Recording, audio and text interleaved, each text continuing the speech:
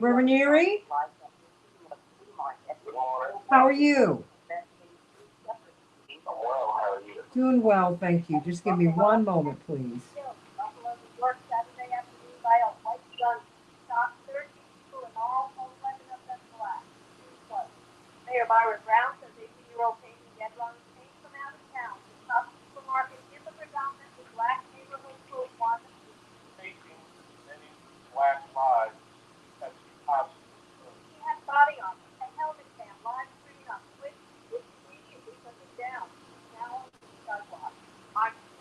Okay, that.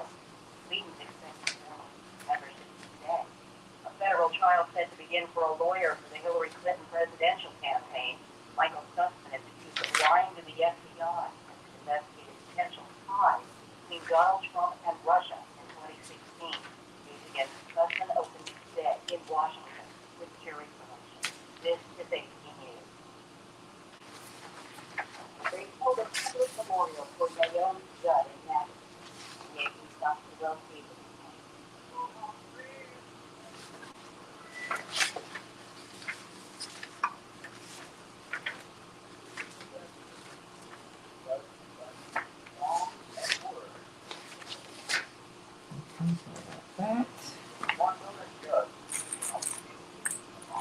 Okay, Reverend Erie. Okay, I just need you to speak so I can make sure that the sound is right. How is he sounding, Devin? Okay, fantastic. All right, let us have a great show. Praise the Lord. The words of our mouths and the meditations of our heart be acceptable in thy sight, O Lord, our strength and our redeemer. Thank you, God. For another day. Thank you. Okay. We are Chicago's progressive talk, where facts matter. Now, you said what you 820 Chicago traffic? Oh, shoot. You know what? Chicago and Walker Lake Thompson Road is blocked for full stretch. Road direction, Memorial Trail at Evergreen Drive, north of 120. Oh. Just give me one moment. Oh.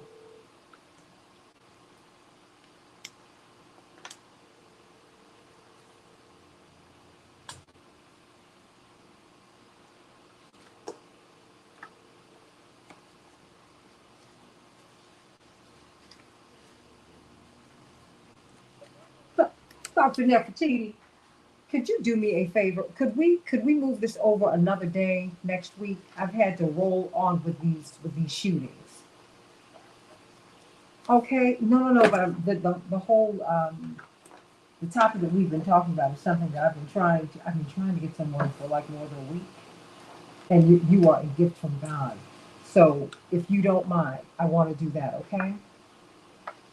Thank you so much. You're so wonderful. Bless your heart. But I'm going to run. I've got to get up on the air. And but God bless you. But I'll speak with you a little bit later because I have a few other questions for you that I need you to answer just offline. I think there's some because I want to have a more extended conversation about this. Okay. God bless you. Thank you. Thank you. Thank you. All right. Thank you, sweetie. You too, and my love to your family.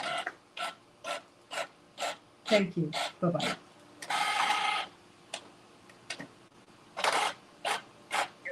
Okay, here we are. Here we go.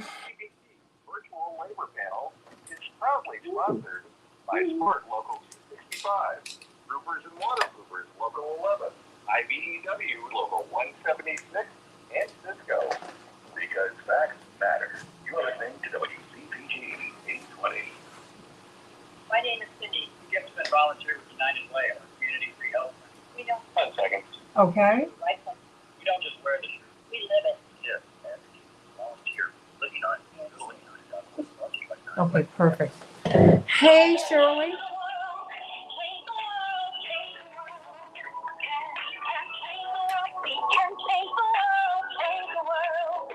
This is the Santita Jackson Show.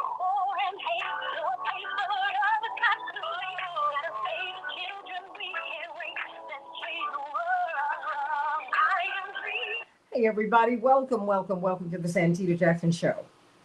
Monday, May 16th, 2022, everybody. Let's talk about what happened in Buffalo. Got to talk about that today.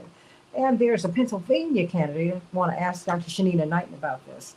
He's the leading Democratic candidate for the governorship of Pennsylvania. He had a stroke and he didn't know it. It was his wife who told him, go to the emergency room. Devin, I'm getting some feedback here. So I want to know what you think about Buffalo. What happened? And are you surprised by it? Where does this 18-year-old come from? Peyton Gendron. Yes, I'm going to call his name. I think it is disingenuous for the corporate media not to call his name because I don't think that they are. I think they're giving him cover and his family cover. This is an 18-year-old who made a threat, a similar threat last year, and he was allowed to proceed in his community untouched. And we need to talk about this today on the Santita Jackson Show. How is it that he made this threat before, a year ago, to his high school class, any kind of threat, and that you don't track him? Someone like that is dangerous. Who threatens to harm people? Who does that? He did that. And who are his parents? I think that we need to ask those questions.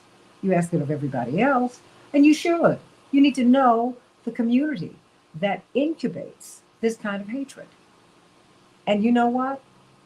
Taking him off of social media and taking him off the internet is not going to help. I don't believe in censorship at all. No, that's not helping. What will help us, let these people hide in plain sight. Let them put their stuff out there. Don't hide, because then I can't find you. How about that? Oh, my goodness.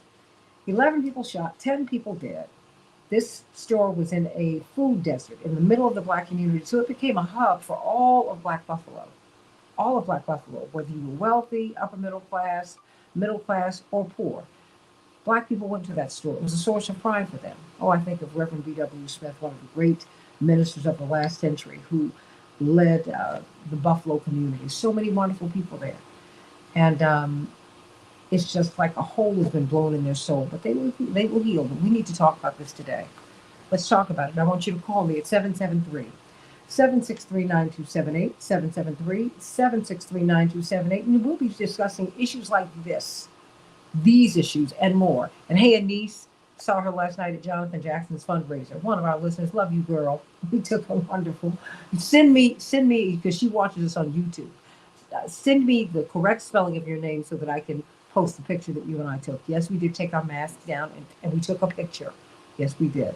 And we had a great, great, great time last night. Greg Mathis and George Daniels pulled together this Steppers fundraiser. And boy, did we have a great time at the Trinity United Church of Christ. Not the Trinity United Church of Christ, Christ Universal Temple, excuse me. We went to that wonderful entertainment facility that Reverend Dr. Johnny Coleman, with her vision, God rest her soul, that she established. And it was a beautiful event. And I think the congressional candidate will be joining us today so that we can get some reflections from him. So I want to get your thoughts. 773-763-9278, 773-763-WCPT. Let me know what you're thinking about what happened there. Are you surprised? Are you surprised or not? Please go to rainbowpush.org and get registered for the convention. The convention is free. June 18th through the 22nd, it is free. The meal events will cost, but the rest of the convention is free. You don't want to miss it. And go to vote.org, so that you can make sure that you have not been purged from the voter rolls. And please follow us at WCPT 820. That's my home station, the largest progressive talk radio station in the country, and AM 950 Radio, the voice of progressive Minnesota. And I'll meet my morning stars on the Santita Jackson and Friends Facebook page. That is my official page, everybody. That's where I can accept friends, right, Max from DC, and Linda and Andre and Jewel up there in New York. And of course, meet everybody else on YouTube. That's where I need you to go. On YouTube, the Santita Jackson Show YouTube channel. Let's get right to it, everybody. What a weekend, what a weekend in Chicago. It's going to be a beautiful day, mostly sunny. 76 degrees will be our high. 72 degrees will be the high in Minneapolis, St. Paul. Sunny, everybody. Well, in the NBA, you have some people headed on up just a little bit higher. The Mavericks won their series 4-3. They scored 143 to the Suns 90. All right, better luck next year, everybody.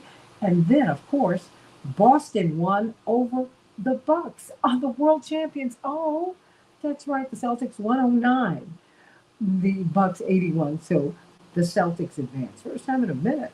Had Golden State 4-2 over the Grizzlies, 110 the Warriors, the Grizzlies 96, and in the NHL playoffs, the pursuit of the Stanley Cup, the World Championship, the Flames 3, the Stars 2. Calgary sweeps their series. Well, they didn't sweep it, but they won it 4-3. And then, of course, the Rangers won their series 4-3. They scored 4-3 over the Penguins yesterday in Edmonton, Alberta, up there in Canada. They won their series 4-3. The Oilers 2, the Kings nothing. And in Major League Baseball, the White Sox fell to the Yankees. The Yankees 5, the White Sox 1. The Cubs were victorious over the Diamondbacks 3-2. Minnesota, all right now, 3-1 over the Guardians. Everybody is talking about what happened in Buffalo. And the suspect threatened to target his high school class last spring. This is what we know. But he had no further contact with law enforcement after a mental health evaluation put him in a hospital for a day and a half. He live streamed the shooting on the platform Twitch. A Twitch spokesperson said the video has been removed in less than 2 minutes. The shooter wore tactical gear, and he had the N-word carved into one of his rifles, everybody. The suspect drove 200 miles. His parents are civil engineers. They lead a very solid life, and they're being interviewed by the FBI. And of course, we're going to be talking about this manifesto that he has written, in which he named, interestingly enough, Jewish journalists and pundits who are in the media. It was very, very interesting to look at that too, because this was it was racist, and anti-Semitism falls under that banner. Wow, everybody call me at 773-763-9278, 773-763-WCPT. But much else happened on the crime blotter, as Axios put it this weekend. In Orange County, California, a man opened fire during a lunch reception at an Irvine Taiwanese Presbyterian church in Laguna Woods. He killed one person and wounded 5 senior citizens before the congregation subdued him and hogtied him until the police got there. Good for them. In Houston, 2 people were killed and 3 more were taken to a hospital with injuries after a shooting yesterday at a bustling open-air flea market. What is going on, America? In Chicago, a curfew banning unaccompanied minors in Millennium Park after 6 p.m. Thursday through Sunday was imposed by Mayor Lightfoot after a 16-year-old was shot dead Saturday near the Beam. Wow, one of the city's top tourist attractions. In Milwaukee, a curfew was imposed. A massive watch party for the NBA's Bucks was in effect, and beer sales slowed downtown after 21 people were hurt in 3 shootings on Friday night. Everybody, we need to talk about this because there's something going on here. And I need some good news. Pastor Todd Geary, Vice President of Rainbow Push, and, of course, pastor of the Douglas Memorial Community Church, that iconic church. Wow. And you have this violence happening in churches, Pastor Geary. It's just heartbreaking. We've had robberies in churches. I don't know what's going on. So please give us some good news today. Good morning, Santita, and good morning to your listeners. The pervasiveness of what we see with the violence touches everything and everybody in a way that makes us not only aware of our own personal safety, but I believe it also raises our awareness of the importance of not wasting any time on any day. Right? Every moment matters. Mm-hmm. And I think part of the response is, without getting kind of overwhelmed by the burdensome nature of what's happening, is to remain focused on our gift, right? We have the power and the responsibility to still put the best of who we are on the table, because like begets like, right? It's opposites don't attract, right? Birds of a feather flock together, right? Mm-hmm. So if we put the best of who we are out there and cause that to become contagious, then I believe that will help to change this paradigm. Now, there's some structural things that we have to work through, and you're talking about that every day.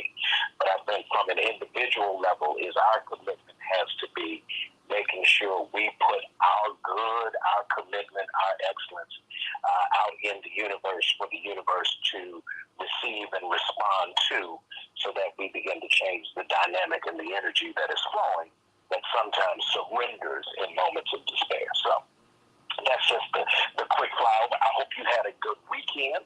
I know that there's a whole lot going on. We're getting ready for the convention in June. It's free. You know, that's everybody's favorite term, right? You got to be a part of the conversation. The reason it's free. The reason it's free is because you can't have choir rehearsal with just soloists, right? Mm-hmm. You got to have folks who lend their voices. We're having a mass choir gathering because every voice needs to be heard in this season as we talk about important conversations around not just changing new markets. It's bigger than this conversation about money. It's really about substance, right?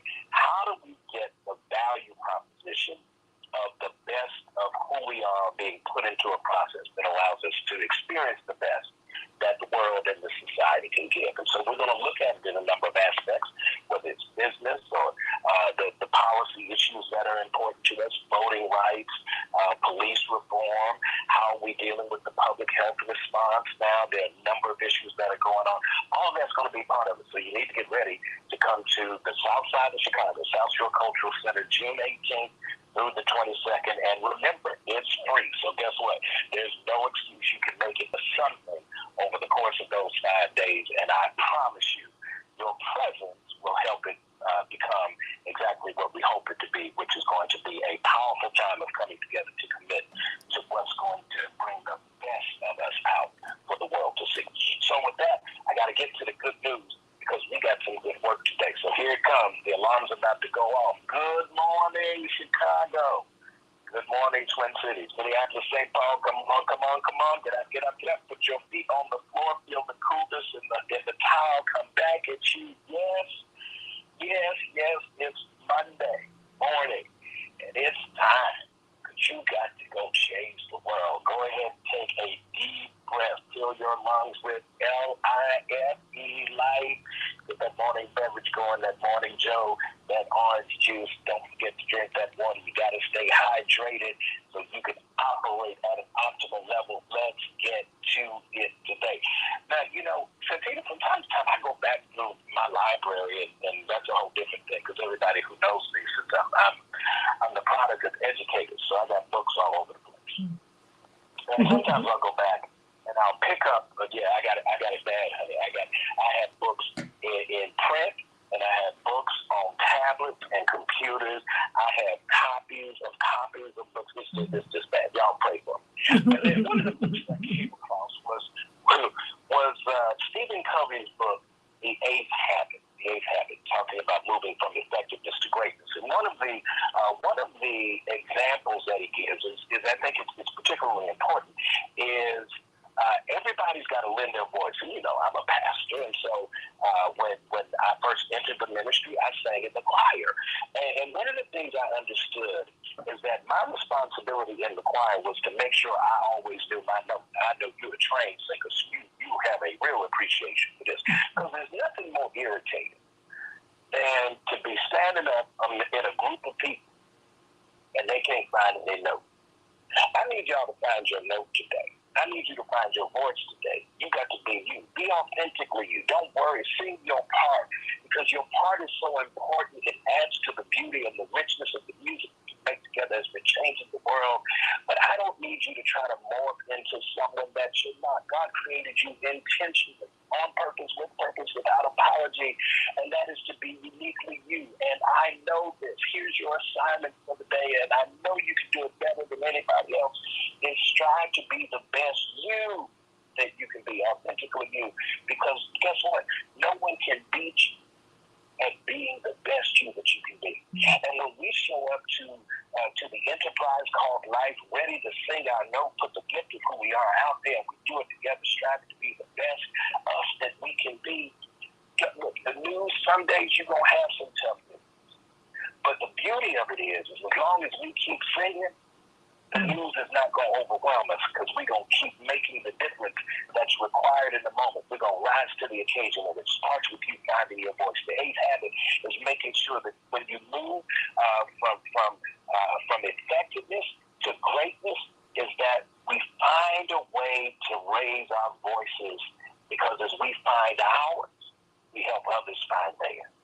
And on today, I believe that. Sing your part. Hit your note. And don't apologize. While we're singing in concert, believe it, baby. Sing it like you sing it solo. Give me the in the shower you, where in your imagination the world is watching it. You singing that song like your life depends on it. Because guess what? Your gift is life-giving, life-affirming. Share it with the world, so that together we can move from just being merely effective to being truly great. I'm excited about you singing your note. Find your voice and do that thing, because you're a bad somebody. Now go change the world. I'm rooting for you. Have a great day. Always love hearing from Pastor Yuri. This is the way to start off the week, everybody. Find that note. Please find your note, not someone else's note. Find your. There's nothing worse than and I might have congressional candidate Jonathan Jackson on with us today. I'll give you a very, very quick story. When we were young together, I was graduating and he was just coming in, and he was in choir with Mr. Todd. God bless him. And Mr. Todd even won the lotto here. Bless his heart. Great choir master. And Craig Robinson, the great actor and comedian out in California. His mother was the choir master for one of the mixed choirs. I was in the girls' chorus, and Jonathan is atonal, also known as tone deaf. So he was throwing his whole section and the whole choir off, and Mr. Todd said, Jonathan, if you just be quiet, I'll give you a B. He said, oh, no. Give me whatever grade you will. I'm giving it to God the way God gave it to me, which was a horror. Bless his heart. Oh, my brother doesn't mind me telling that story, because I was like, how you inquire? Well, it was a requirement, but I was like, baby, you got to figure out something else, because I heard him singing, because our rooms were next door to each other. I was like, oh, no, this is awful. I love Pastor Todd Yuri, everybody. Join us at the Rainbow Push Convention, June 18th through the 22nd. It is free. The meal events are, you have to pay for those, but everything else is free. So come on, everybody. Come on out. And I want you to know, Dr. Knighton was flying back from California, so we're going to miss her today, but she'll be back with us tomorrow. And we have a special guest with us to talk about breastfeeding and this formula crisis. We have an expert. Indeed, she is focused on that, Dr. Nefertiti Hemphill. Cannot wait to hear from her. But you know what? Let's go to some of these callers, because you all do want to talk about Buffalo. And Paula, I'm hearing you. We're going to talk about all of these killings. That's why I looked at the police blotter for what happened around the country this week. But let me just say this: black on black crime, that is a myth. Murders are interracial. You kill the people you know. North of 86% of white murders are white people killing each other. That's white on white crime. More than 90% of black murders are black on black murders, black on black crime. So it's about the same when you even out. It's about 90% of the murders in this country happen within our racial groups because you kill the people that you know. So when I hear people, and hey, I have colleagues at Fox News, when they talk about black on black crime, I'm like, please, would someone explain to me, Mr. Gendron?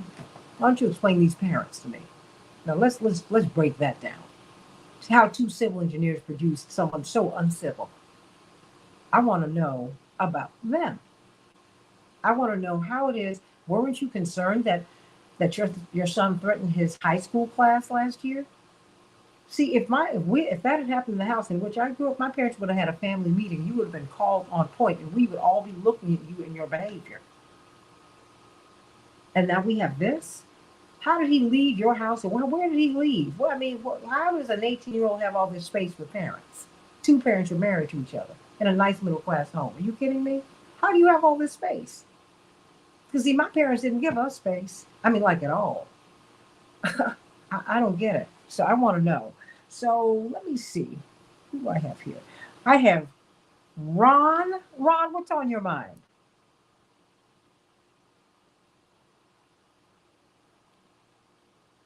Is Ron there? Ron, yes.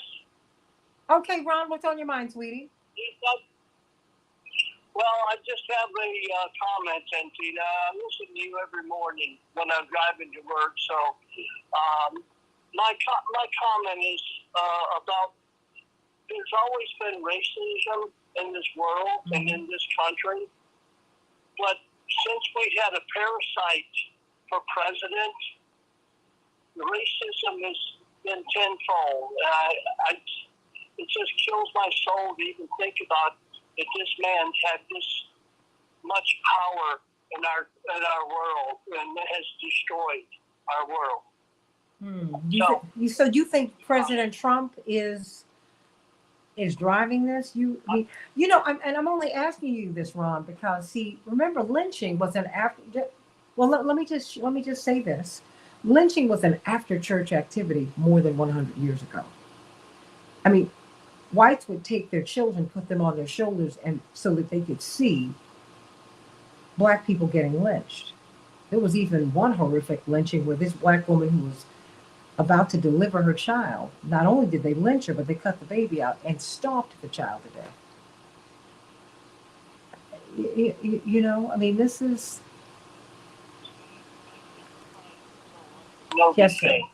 Yes, sir. Yes, sir. It's just beyond me, but this has always been, and then we got this parasite. I can't say his name. You can say it. Mm-hmm. Randolph, since he's created such hatred in this world, he's got these white racist idiots out there in the world, and they've all come together all of a sudden across the world. So let's just pray to God that we can shut him up so he doesn't speak anymore to the world. Thank you for taking the time for me. You know what? Let me thank you for listening, Mr. Ron. You touch me. You're my parents' age, so I got to give you much, much, much, much, much love. And please be careful driving and listening to the radio and talking on the phone. I love you, Mr. Ron. What a jewel. Everybody call us at 773-763-9278. I hear him. But I have to respectfully disagree, Mr. Ron. President Trump didn't start this fire. Could he have helped to put this out? Yeah. Everybody could have. All of these presidents have played racial games. They have. Racist games. They've all done it. So putting it all on President Trump, no, it absolves Mr. Gendron's parents of responsibility. Not only should the FBI interview him, Oprah should too. I want to know who they are. How they produce this boy. 773-763-9278. Back in just a minute on the Santita Jackson Show.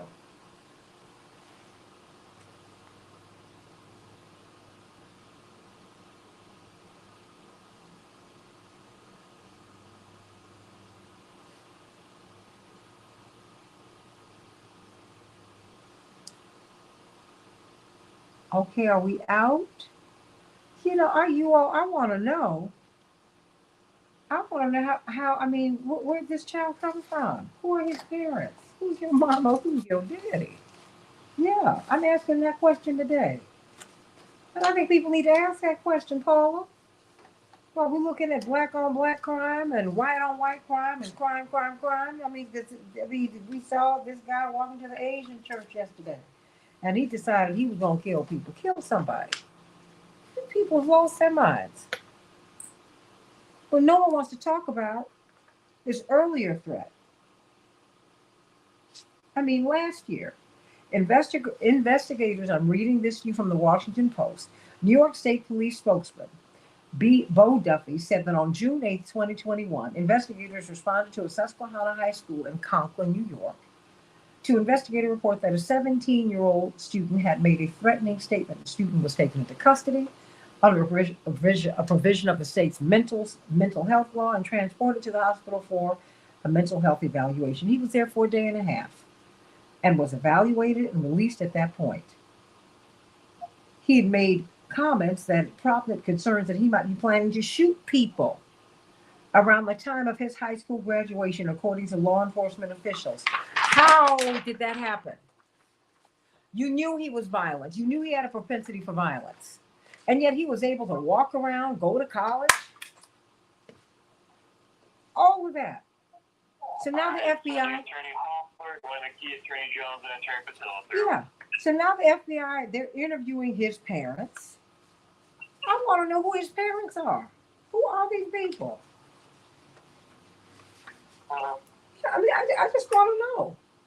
He threatened to kill people last year, his class. So while we talk about Chicago, now I want to talk about what black folks do to each other. I mean, what white folks do to each other and to other people. Let's talk about all of it. Because it's all making me sick and it's all getting us killed. Let's talk about this manifesto. Who do we have on here, honey? We got Attorney Hoffler, Attorney Jones, and Attorney Patillo. Fantastic. Thank you so much. Hey, everybody. Hey. Oh. As you can see, I'm very warm, as in hot and bothered. Yeah.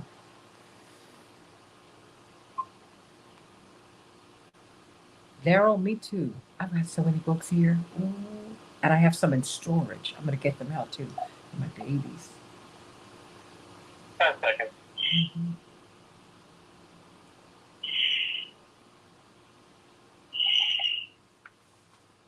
Okay, I can hear someone breathing here.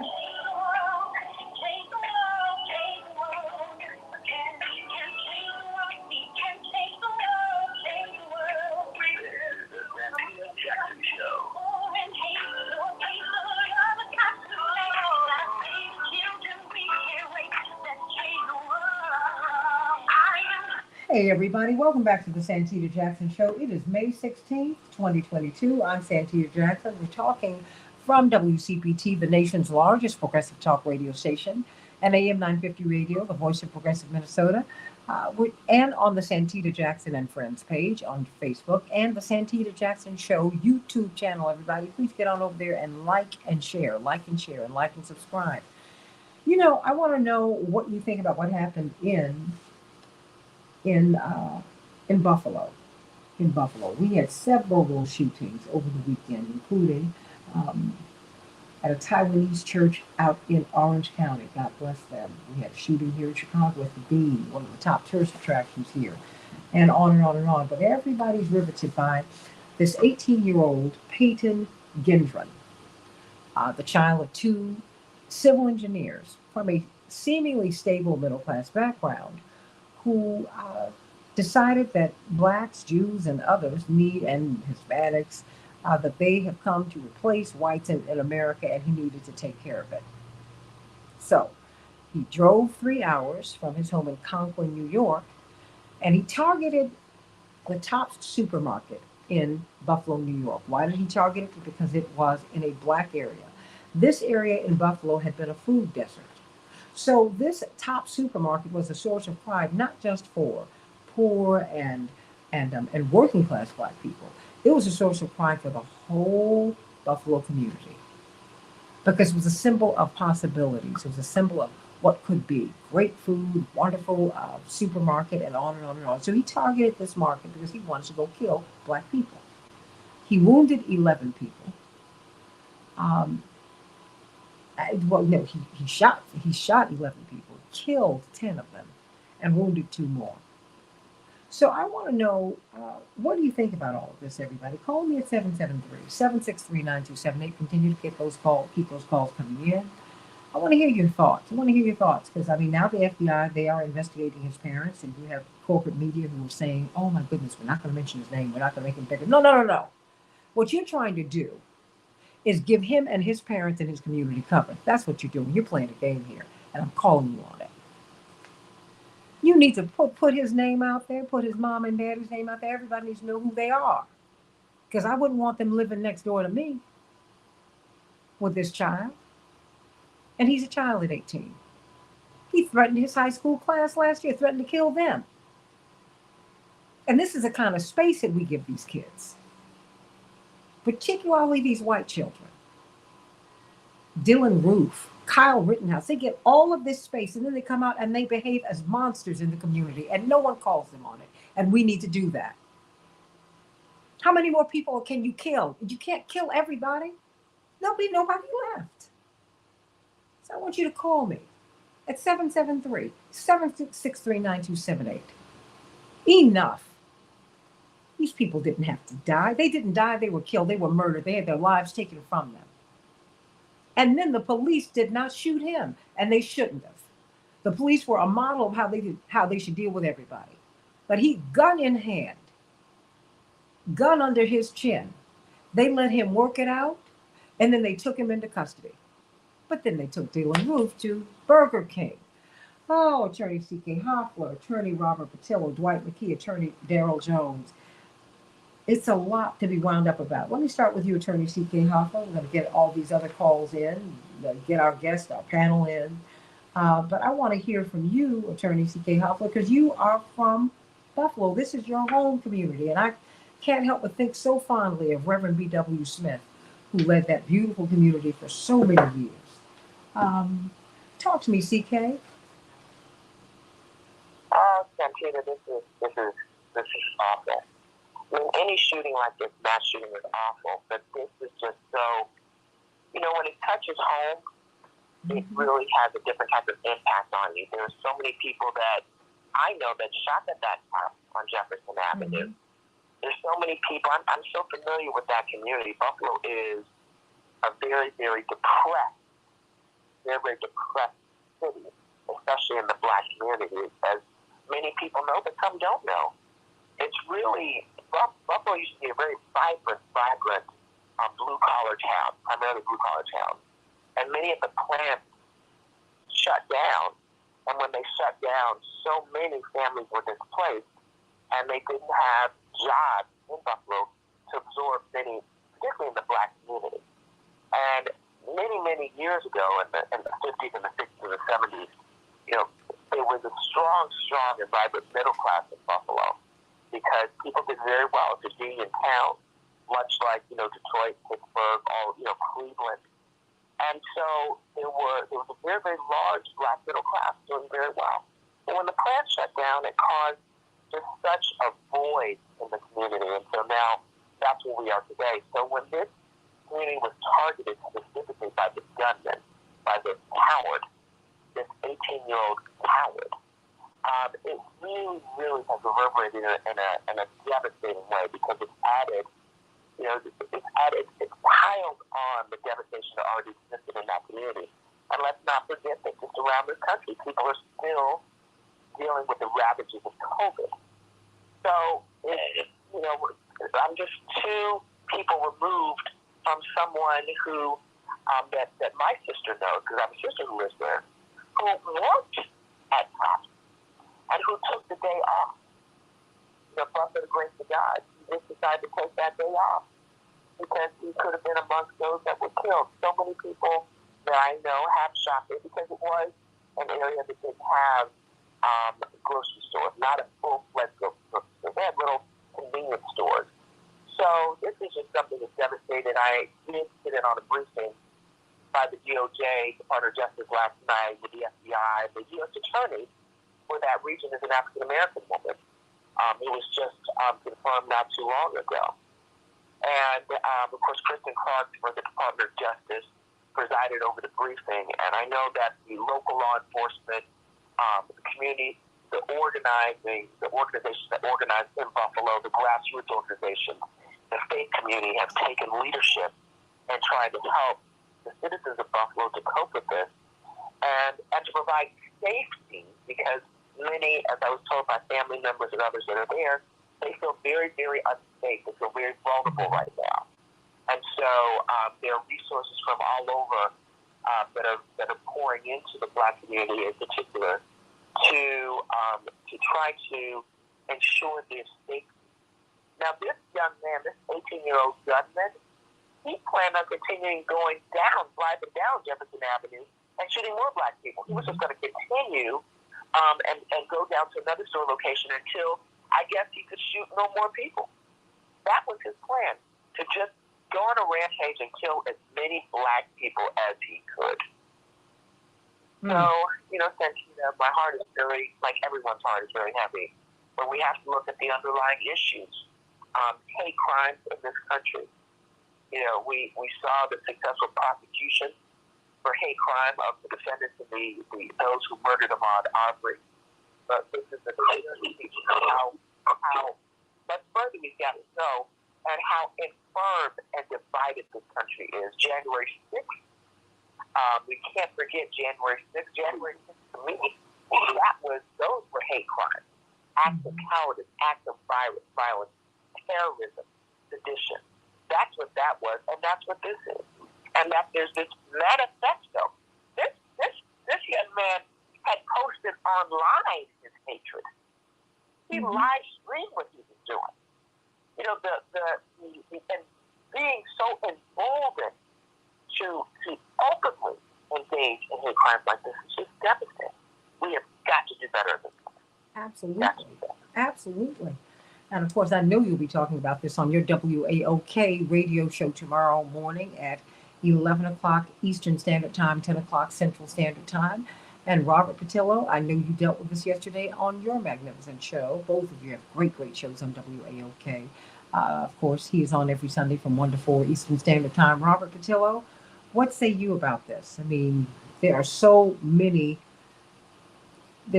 aspects of this that you got to look at. I think you've got to look at who his parents are, 2 civil engineers. You see that he was investigated by the police for threatening to kill classmates last year. And you see that he was, gun in hand, peaceably apprehended by the police. Where do you want to begin, Robert Patillo? Well, I think we have to look at the fact that when President Biden got into office, he said that addressing these acts of white supremacy or domestic terror would be a primary focus of his administration. And many on the far right kind of scoffed at that idea. We have a rising threat of far-right extremism in the past several years in this country. It's all related to the fact that we all know the white population in America has been declining. 57% in the 2020 census, in the 2000 census it was 66%, in the 1966 census it was 90%. So as they're losing power, we've seen this strong push towards this idea of replacement theory, that the white man in America is being replaced. That's what this entire conversation of critical race theory is about. They don't want their children to learn that they did anything bad at any point in the time in the history of Earth. That's what this entire conversation on redistricting and gentrification red line is, because they understand that it's very that they cannot win based on demographics anymore, so they have to fiddle around with lines. That's what this conversation on voting rights is about, because they understand that it's very difficult for them to win a fair one-to-one battle, so you have to change the laws around. So when we talk about white supremacist violence in this country, this is the most blunt force version of it. This is the most in-your-face version of it. But we have to understand that there are far more nuanced versions of it throughout the country. They're being used to hurt African Americans, and the continuous retort, well, what about Chicago? When people talk about violence against from white supremacists, we got to be able to walk and chew gum at the same time. We have to be able to deal with violence in the black community, but also concurrently with that, deal with the fact that African Americans in this country are in danger. The same Asian Americans who remember the fall shooting here in Atlanta, the same Jewish Americans who saw the synagogue shooting in, I believe it was Texas earlier this year.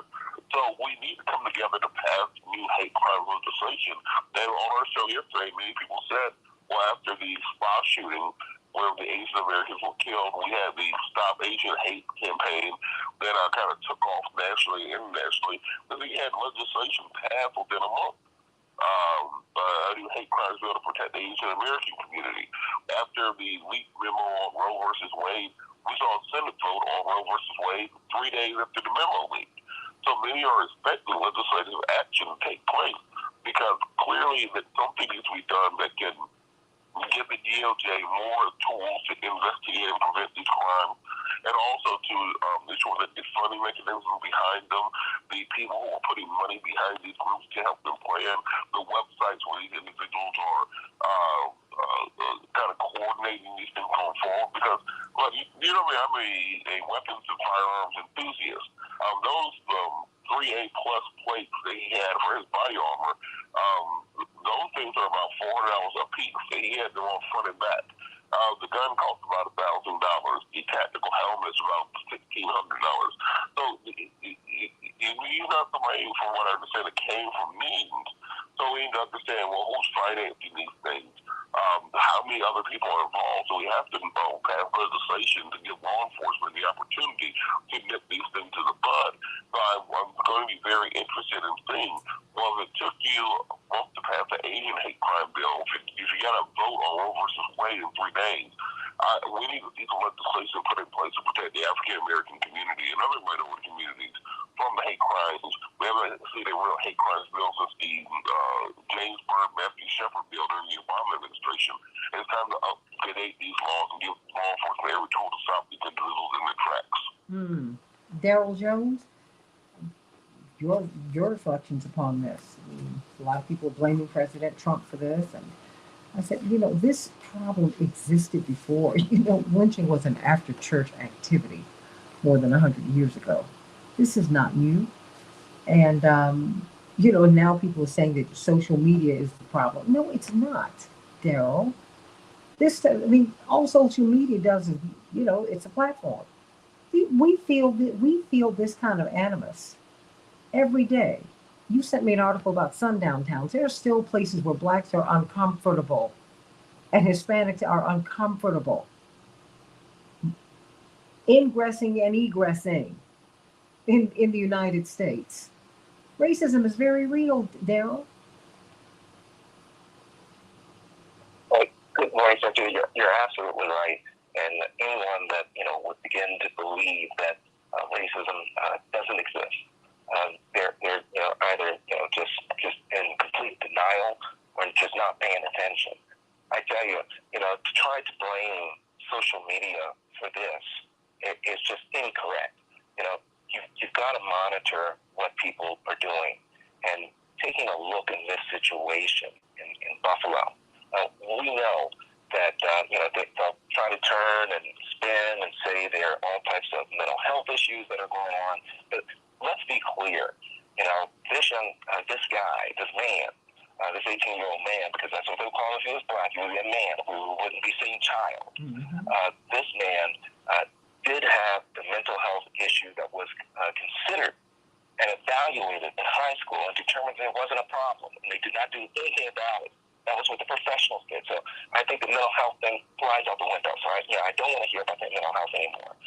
What we're dealing with now is someone who became indoctrinated through all of the white hatred that they were finding online and absorbing. It is impossible, and I do not believe that the parents did not know what this man was doing, what he was capable of doing. I don't buy it for a moment. I just don't buy Well, it. why don't you buy it? No, explain. No. I need you to explain why you don't buy it. The FBI are interviewing them now.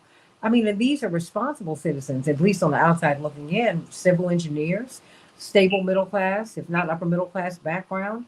Why don't you buy it?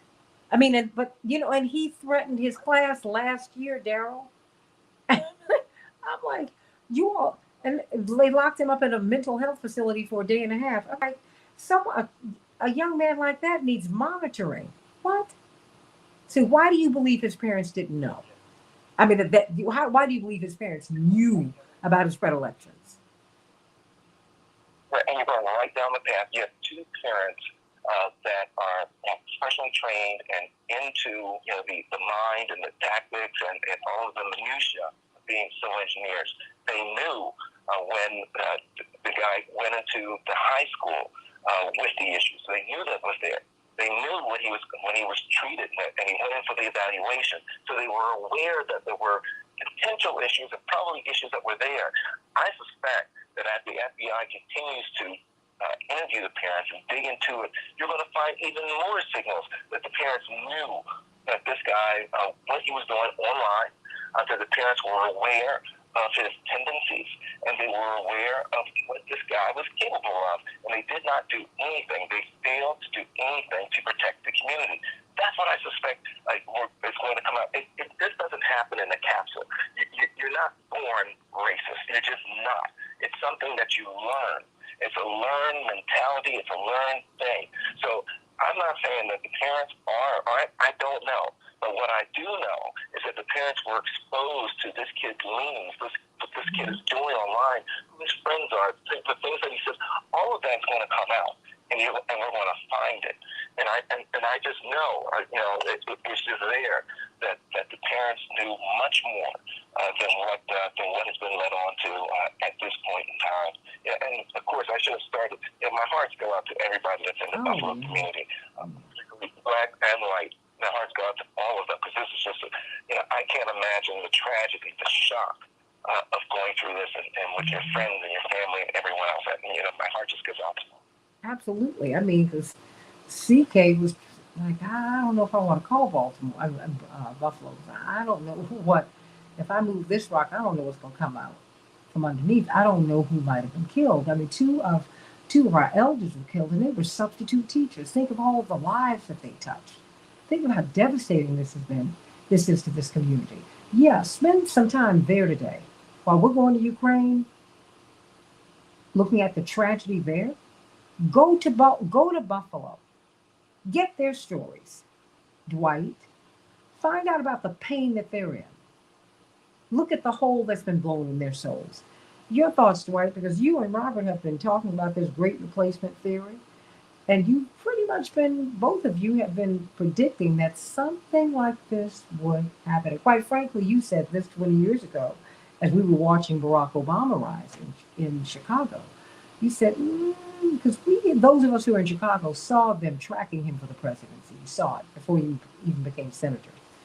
And you said, if he gets there, we are going to pay. Wow. Dwight, your thoughts about Buffalo? Well, this man is just a extreme manifestation of a social philosophy and construct that is broader, and it's the same philosophy that has created the immigration policy, the same mentality that has set in motion the suppression of votes, the same philosophy that has pushed redistricting, the same philosophy that produced January 6th.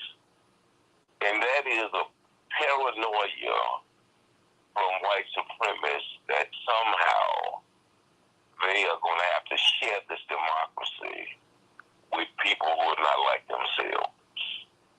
And that their fundamental mandate is to make sure that nobody else has any say in how this country operates and works. And it's because they believe that they are by divine ordinance those people who God has given this land to.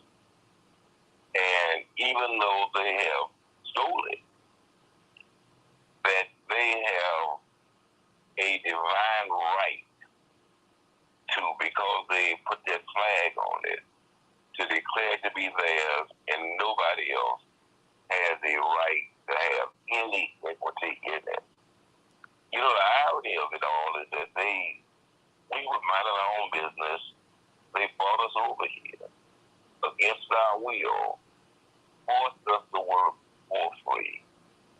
They took the land of the natives who were already here, took their land, and then in Mexico and sold their land. And so brought us over against our will, and then upset because we're here and feel like they're going to be replaced. Well, and you stayed in Europe, where you were the dominant culture, and the land that you were of your ancestors, it wouldn't be an issue. It is very ironic that people believe that they have the right to colonize the world and subjugate everybody to their will just because of their complexion. It's a real sickness. Wow. Everybody, I want to know what your thoughts are today. Call us at 773-763-9278. Let me try and take a call before we go to break. Is Jim from Chicago still there? I just want to say there's a percentage of people that want validation in life, so they use electronic devices to do that. And you'll see people say, I got so many likes, I have so many friends. None of it's in reality. And then that's what this guy's case is. You've got elections that are driven by Facebook. I mean, they're trying to drive every election in the world by Facebook. Eventually, if you feed electronically into the machine anything you want, you perceive the follow. You know, you just erase history and all, everything that makes us human. Mm-hmm. But this kid is with so in electronic media. He's even a young boy, so he knows that he's going to get people that like mine, that like him. He sees it on the machine. He bought a thing to film it because he wanted to be validated by somebody, whoever these people are. And if we don't, my point is, there's no remedy for it. It's like a race war. It's like when I was a kid, I heard Ben Lakeman say to me, race war, there's going to be a race war. I looked and I thought to myself, are you insane? But now that you have social media, now that you have an electronic device to drive this, you're going to see more and more of it. Because people love to be validated. Terrorists love to be shown. They show pictures of their heads being chopped off. They don't do it in private and secret. Mm-hmm. They do it to get as much emotion involved as they can. So I don't know. Psychiatry has to look at social media and 50 years from now and say what are the dramatic effects that gave. Mm-hmm. I mean, it's an absolute unspeakable tragedy. I couldn't believe it.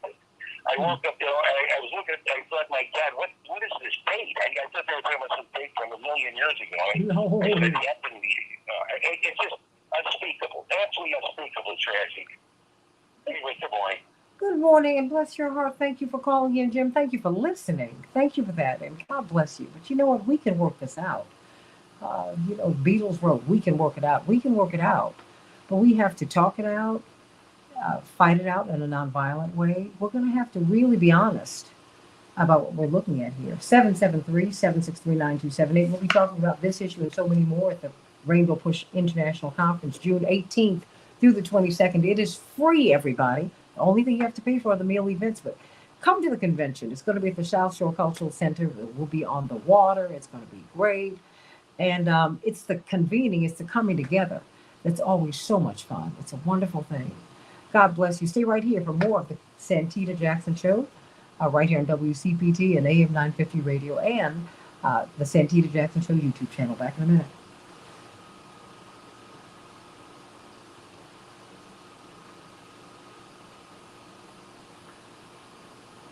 Oh,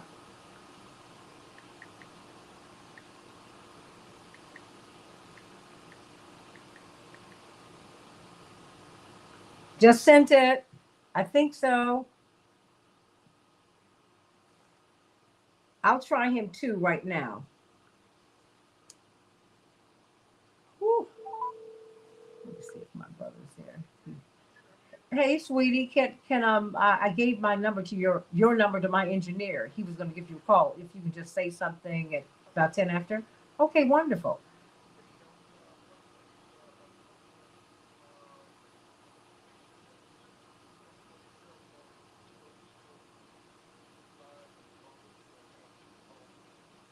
Okay. Okay, thank you, sweetie. Thank you, thank you. Oh, okay. All right, hon. Oh, well, tell me where, how. Okay,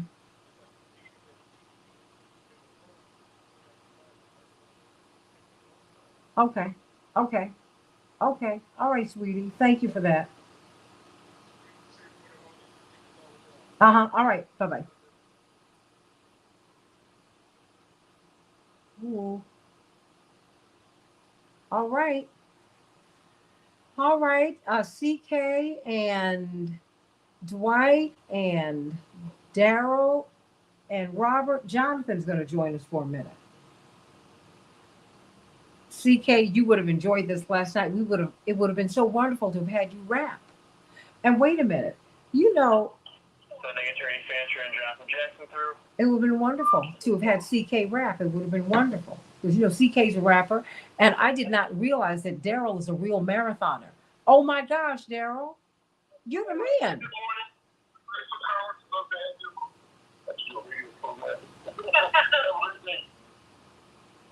Oh, and Jonathan, you're out campaigning, right? Okay, well, Jonathan, say hello to CK and Dwight McKee, because I knew you were only going to be with us for a hot second. And Attorney Daryl Jones, from the Transformative Justice Coalition, and Robert Patillo. Everybody say hello to Jonathan. I'm catching him while he's campaigning. He's going to just say something real quick. Good morning. Hey, good morning, John. How are you? Hey, wonderful. How are you? He had a great fundraiser last night with the Steppers, CK, and everybody. Greg Mathis. Oh, this was a party for CK. She missed it. I can't believe it. I'm glad the grand things are going well for you. I'm gonna give you a call, CK. I'd love to try to see if we can organize a fundraising event. I'm down to the last 42 days. Okay. But this thing comes across. But I got to do the mailers and hit it hard. So need your help. Okay. Okay. Probably anytime this week. I'm not traveling this week, so it's a great week. All right, we'll talk. Okay. And Jonathan, oh, of course, me. CK's got a radio show, as does Robert Patillo. So you need to try and do those, even though they are the national shows. They're coming out of Atlanta. So it would be good for you to do. Look at me booking folks on other people's shows. Ow! Jonathan, you want to come on tomorrow? I think, Jonathan, you've been on my show before. You want to come on tomorrow? 11 o'clock Standard Time? That would be great. Okay. I'll follow up and call you. Superb. Thank you. And we're talking about the shooting in Buffalo. So that's the main topic. Okay. Unbelievable, but so believable. Well, you know what, Jonathan? I'm just going to have you do a quick comment on it, and then we're going to let you go back and campaign, okay? Okay. All right. Nothing like trying to put literature in people's hands where people have on earpods, looking at their phones and don't want to be bothered.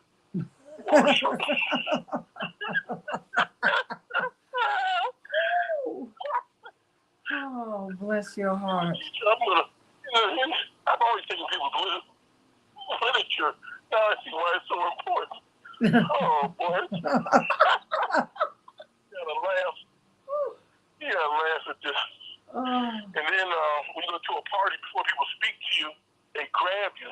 Like you turn one way and they're like physically turn you around the other way. Like, oh.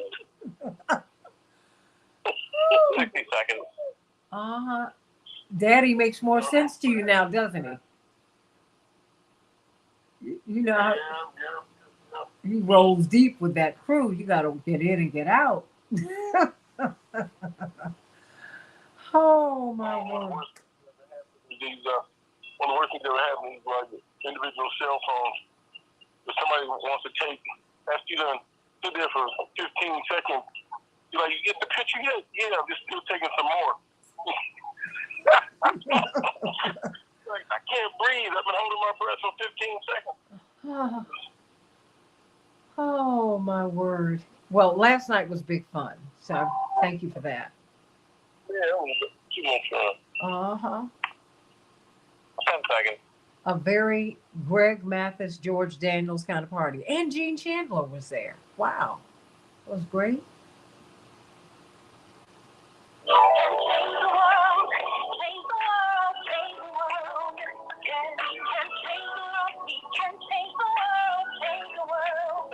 This is the Santita Jackson Show.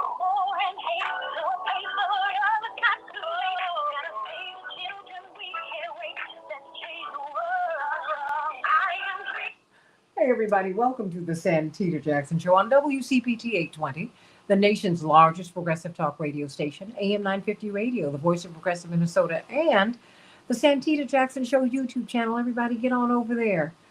Get on over to the Santita Jackson and Friends Facebook page. Please, please, please, but please go on over to YouTube. Everybody like and subscribe there. And of course, next time Jay-Z and Kanye will be in town, we'll know where Paula is. Sending you much love, girl. I love her. Love her. June 18th through the 22nd. The Rainbow Push International Conference. It is free, everybody. The meal functions you have to pay for, but everything else is free, and we will be over there. So please, everybody, and go to vote.org. Thank you, Attorney Darrell Jones, Chairman of the Transformative Justice Coalition, reminding us that we need to at least check on our voting status. We are coming into the primary season. We're already here. Of course, we're going to have congressional candidate Jonathan Jackson on with us in just a couple of minutes so that we can hear about his reflections upon Buffalo. And I want all of these candidates to be on my show. Everybody, because this is a real big issue, and everybody needs to talk about what happened in Buffalo. This 18-year-old Patrick Gendron, child of two civil engineers who had threatened his high school class last year, who was allowed to surrender without being harmed by the police, holding his rifle. He targeted the black community, drove 3.5 hours to kill them, and killed 10 people. Wounded, shot 11. It's unbelievable. It's unbelievable. Monday, May 16th, 2022. Santita Jackson Show, 773-763-9278. Chicago, 76 degrees, mostly sunny. Minneapolis, St. Paul, sunny, 72 degrees. In the NBA, the Mavericks won their series 4-3 over the Suns. They bested them last night, 143-90. Boston won their series, beating the world champion Bucks. That's right, 4-3. They advance. And 4-2. Golden State advances, having beaten the Grizzlies last night in the Stanley Cup playoffs. The Flames beat the Stars. Calgary won their series 4-3. The Rangers won their series 4-3, having bested the Penguins 4-3. And Edmonton, Alberta, well, they beat the Kings. Everybody shut them out yesterday. Got their series 4-3. And in Major League Baseball, the White Sox, well, they fell to the Yankees. The Yankees 5, the White Sox 1. The Cubs 3, the Diamondbacks 2, and Minneapolis 1 over the Guardians, 3-1. I yield my headlines today to the story that everyone is talking about.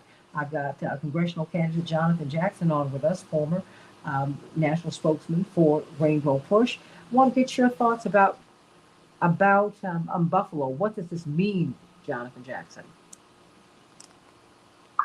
Thank you, Santita. It's very disturbing. If you look at the bigger trend, there's a immediacy of the pain that you see in Buffalo. If you look at the trend on where this is going, from the shooting in Las Vegas of a heavily armed civilian in a hotel room to what happened in Charleston, South Carolina, what we saw as a mass shooting in Pittsburgh in the synagogue, what we saw going on in Los Angeles at the Taiwanese church. Now we're beginning to see people specifically going into churches and now into grocery stores. And that was a country venue in Las Vegas. That the level of armament in our country is a level of insanity. That the civilians have higher levels of armament and weaponry than our police force. This happens in no other part of the world. The police cannot even stop these weapons when they start shooting. And so even here in the state of Illinois, 50% of our citizens are making less than $20 an hour. We're seeing ALICE, which is the asset limited income constrained employed, fancy word for those that are working in poverty, those that aren't making ends meet. That number is rising. More people working part-time jobs is expanding. They're working gigs. The weaponry is beginning to increase, and the occurrences of violence are becoming more frequent, even through Sandy Hook, where an elementary school was shot up, and there's been no significant gun reform laws passed. There comes a point where citizens have to be outraged. I'm running for Congress because I want to take that passion to the floor of the Congress. We have to give pushback to manufacturers. We have to give pushback to the gun lobbyists that are reaching for a gun as opposed to reaching for God. Santita, this is very disturbing because this can happen anywhere. So I hate to think doom, but listen, you got to be afraid. You can have these false statements. You can have it at a basketball. I just heard these great statistics, and we are all so proud of these basketball and all the athleticism and great things that happen. If someone like this young man, a teenager that somebody poured hatred into, walks into an arena, the police do not have the weapons to stop him. And it's also curious, I would tell you, how all of these mass shooters from Denver to Charleston and other places, how they get arrested, and not even the guy that lunged onto the stage for David Chappelle got beat up more than the guy that just shot up Buffalo. Oh my gosh. And Jonathan, what do you make about he threatened his class last year? I mean, and he was put in a mental health facility for a day and a half. He has two parents who are civil engineers. I mean, the parents had to know that their son was troubled and troubled. But we're not hearing a lot of discussion about them. And the corporate media won't even mention his name because we don't want to amplify him. I'm like, no, you need to let us know who he is. I don't want them moving next door to me. What do you make of all of that? They didn't mention the name of the shooter's parents that went to see the Batman movie in Colorado. Very solid middle-class community. They wouldn't mention Dylan Root's family's name and background in Charleston, South Carolina. They wouldn't put much attention on the Pittsburgh shooter's family. They wouldn't put it on Kyle Rittenhouse's family coming from very solid middle-class America. We have to declare hatred a disease. We need to ask not just law enforcement, we need to get the Center for Disease Control involved to look at how this hatred is growing and how it's spawning. This is hatred, and it has to be classified as a communicable disease. And if we do that, then we can use our scientific approach to going back to ground zero, contact tracing. Where is this racism coming from? Let's use the same protocol that the CDC has told us about and educated us about for COVID. Call hatred a disease, call racism a disease, and I think we will have appreciable improvement. One thing the Biden administration had put on the agenda was not only the infrastructure bill on the roads and bridges, they had talked about the human infrastructure. We have to talk about human infrastructure, rebuilding families, rebuilding our people. Something is wrong with this level of hatred and the need to want to have guns. Well, Jonathan, do you have a closing thought before you go back to campaigning? That's the train we hear in the background. We pulled him from the train station. Love you all. Take care. Wow. Everybody joining CK, Attorney CK Hoffler, Attorney Daryl Jones, and we can let him go, Devin. And Dwight McKee, attorney Mark Fancher, National Conference of Black Lawyers. Let me let you start off the hour with us. Of course, CK is from Buffalo. I want you to come back to that because Leah Terrell said, I'm in Baltimore. I'm in Baltimore. I'm in I don't know why I want to call it Baltimore, but Buffalo. That horrible, evil attack happened less than 4 miles from her house. Wow. Jefferson Tops is one of the main stores on the East Side, which is known historically, she writes, as the black section of the city, and the only grocery store for miles. As I shared with you, it had been a food desert. This was a deliberate, planned attack on the black community in Buffalo. This was also a white person that drove 2 hours to Buffalo to murder black people. He should be in prison, and so should his parents. That's what she says. My heart goes out to all of those impacted. Wow, everybody, it's a lot of pain. There's a lot of pain today. And as we get pain around the world, come by here, Lord, come by here. Let's look at the pain in Buffalo today. Let's look at that. Mark Fancher, attorney Mark Fancher, your thoughts about this? Well, I think that we have all become trained to think in terms of episodes in the same way that we watch television shows, that once the show ends, then we forget about the show until the next show comes on. And I think we've begun to look at these kinds of outrageous crimes in much the same way. People get shot up in Mother Emanuel AME Church. We're outraged, and then we don't think about it again. Will somebody else get shot? We don't. We think about Buffalo today. Will we think about it tomorrow? And the problem with that is that it causes us to become oriented toward the individual who is engaged in committing the crime. And this is a symptom of something much deeper. It is a symptom of something that's pervasive and that will not go away. We have a white population, particularly white working class population in the United States right now, that is extremely ill psychologically on a mass level. It manifests in occurrences like the January 6th attack. But they have, unfortunately, over generations, been trained to buy into the ideas of white supremacy and white nationalism, which guaranteed to them a status within the society, which would ensure their continuing material prosperity and their social respect and admiration by those who are not part of the so-called white family. And they are desperately afraid right now because they see all of that slipping away. Whether it's actually slipping away is beside the point, but they believe that it is. They look at demographic projections and see that their numbers are shrinking. They look at people in high-profile positions in politics and business and otherwise, and they're not all white anymore. They look at the types of attention and respect that are given to celebrities of color and other things, and they see their own prospects for success diminishing, not because of these communities of color, but because of corporate decisions that are made by capitalists who are looking to exploit people other than them in other countries for less money, and leaving them without employment, without health care, without educational opportunities, and they're looking for somebody to blame. And so they conclude, through their warped thinking that they've been trained to engage in because of the campaign to put white supremacy at the very heart of who we are as a world.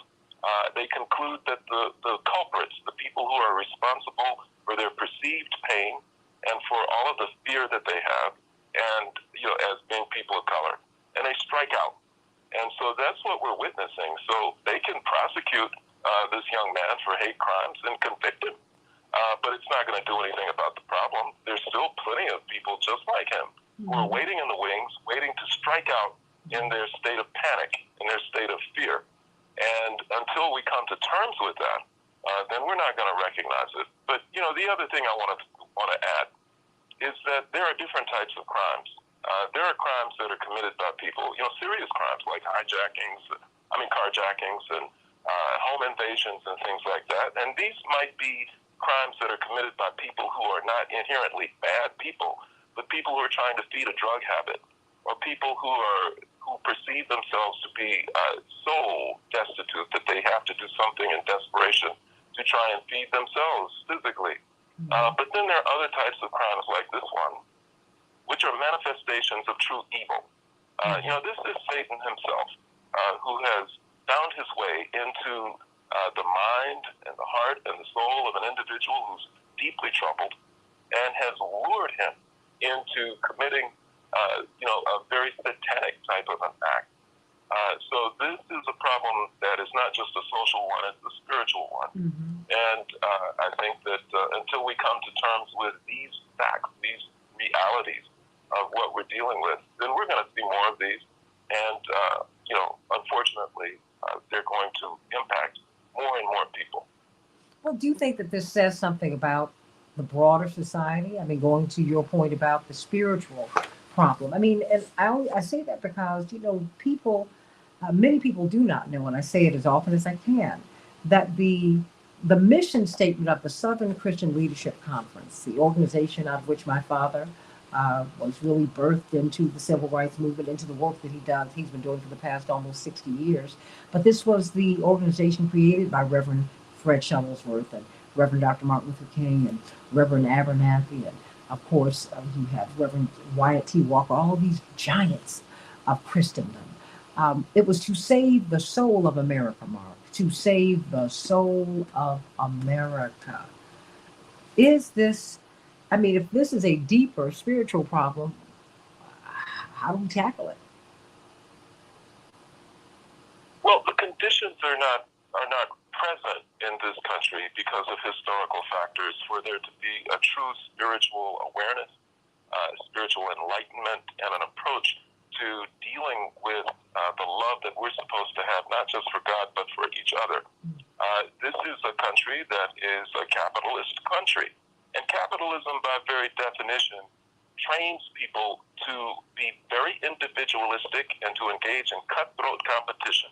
It informs the culture, the social relationships between people. I got mine, you get yours.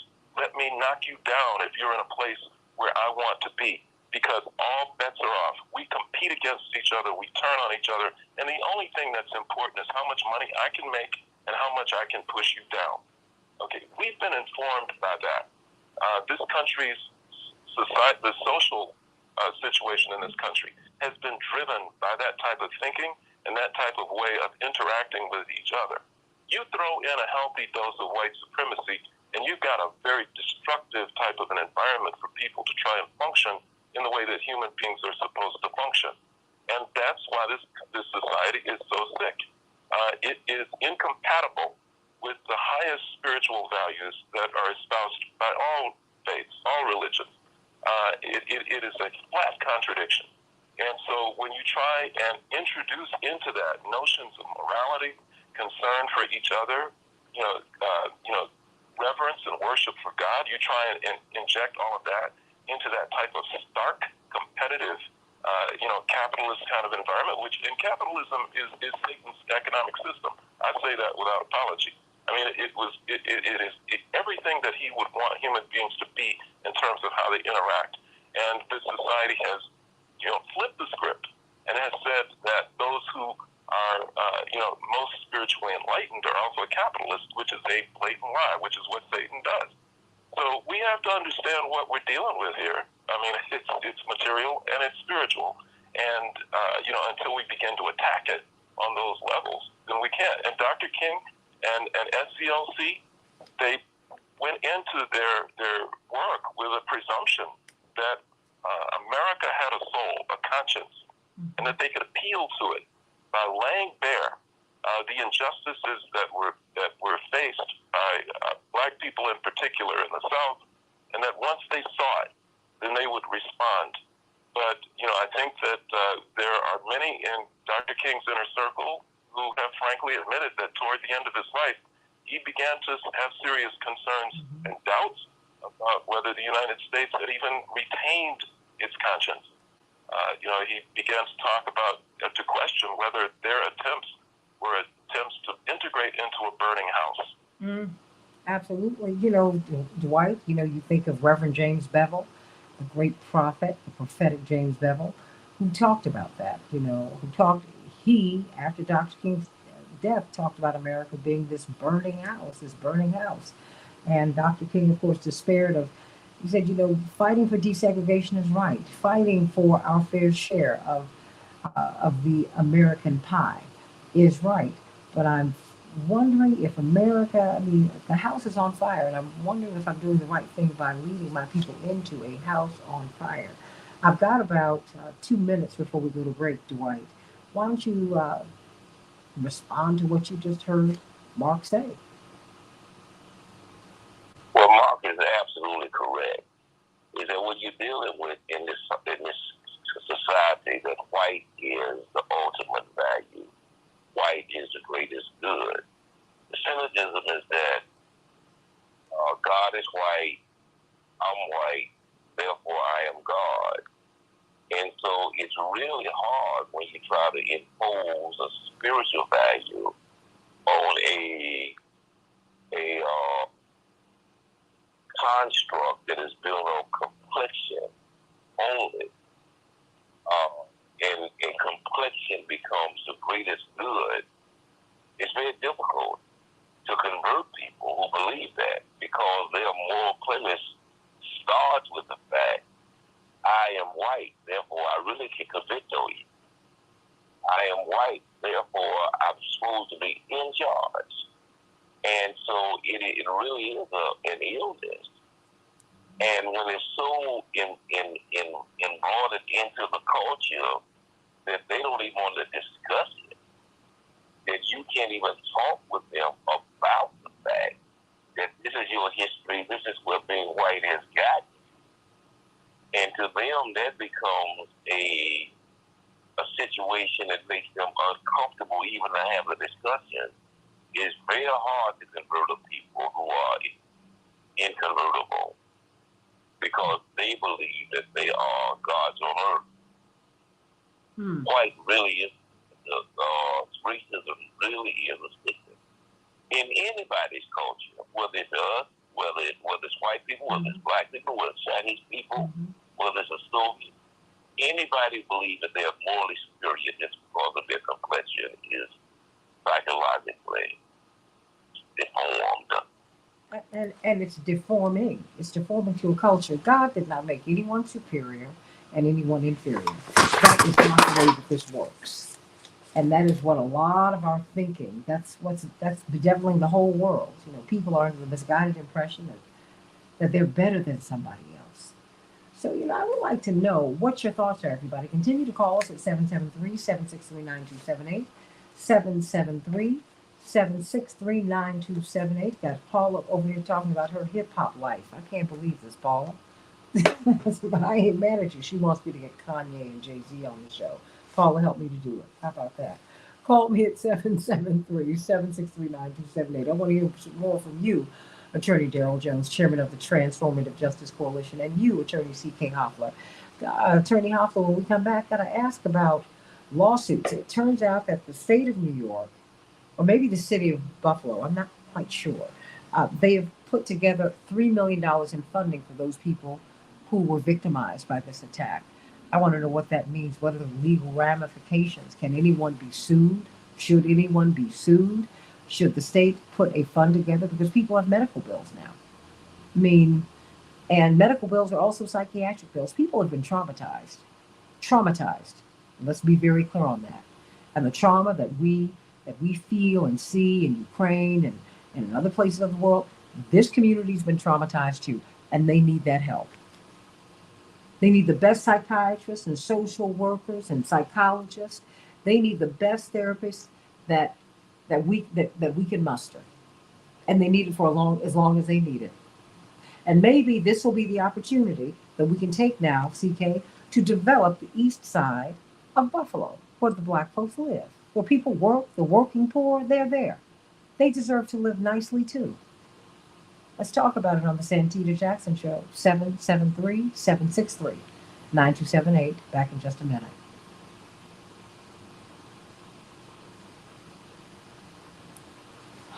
Well, you all are a little deep for me today. Oh boy. CK, you still there, hon?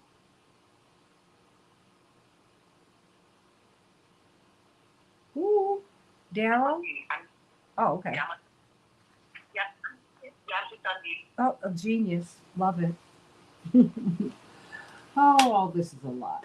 This is a lot. Oh. So my father called me at 10 o'clock on Saturday night to talk about this. He's like, I know you don't want to change the show, but I think that we should. I said, no, you're right. But boy, was I warm. I was like, oh boy. I was like 1,500 words into these 2,500 words I give him every week. Wow. Wow, wow, wow. This is a lot. This is a lot. Daryl, you still there, hon? Oh yeah, I'm still here, Santita. You know, I didn't realize that you were like a real like marathoner. You travel around, and I'm sorry, Chaparral's there. Yes. But Daryl, you travel and you do marathons everywhere. Yeah, I love running. It's a way for me to do a running vacation. Oh, that is fantastic. That's fantastic. I was like, oh my gosh, look at him. I'll do a shopping vacation. I'm not that healthy. Oh my Santita, I always do eating vacation, so I eat everywhere I go. Look, I'll do that too. Oh, you're reminding me of one vacation my girlfriends and I had out west. And we had gone to this fabulous restaurant. Oh, CK, I can't remember the name of it. It's in out in LA, Beverly Hills. And oh boy, we ate so much. It was, and you don't really eat out in California. You can, but that's not what they do. They do body. But we ate, and my girlfriend had on her fabulous heels. By the time we got out of there, she could not walk in these heels. We literally had to carry her to the car. Oh, and then we went shopping. I loved it. Oh. Well, Daryl, has got us all beat. So clearly he eats well, cleanly throughout the week. God bless you, Daryl. Is Chaparral there? Yes. Chaparral? You're gonna actually have to make a nice meal for Daryl. He's a marathoner. Did you know that? Oh, good, Daryl. Oh, that's wonderful. Oh yeah. I think you guys need a lot of carbs, right? Right for running.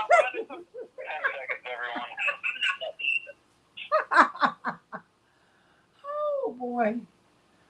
Oh boy. Oh boy. Oh boy.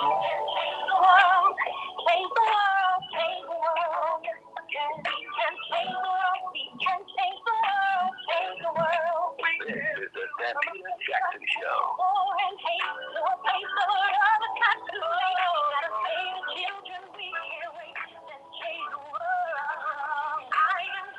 Hey everybody, welcome back to the Santita Jackson Show. I want to talk about Buffalo. We've been doing that. I want you to continue to call me at 773-763-9278. 773-763-9278. You can also text at that same number. But also meet my morning stars on the Santita Jackson Show YouTube channel. And meet my morning stars on the Santita Jackson Show. Excuse me, on the Santita Jackson and Friends Facebook page. That's right. Meet Paula over there who's running after Kanye and Jay-Z today. And Robert and Laura and AB. You bless me, AB. And so many of you. I'm so glad that you're here with us today.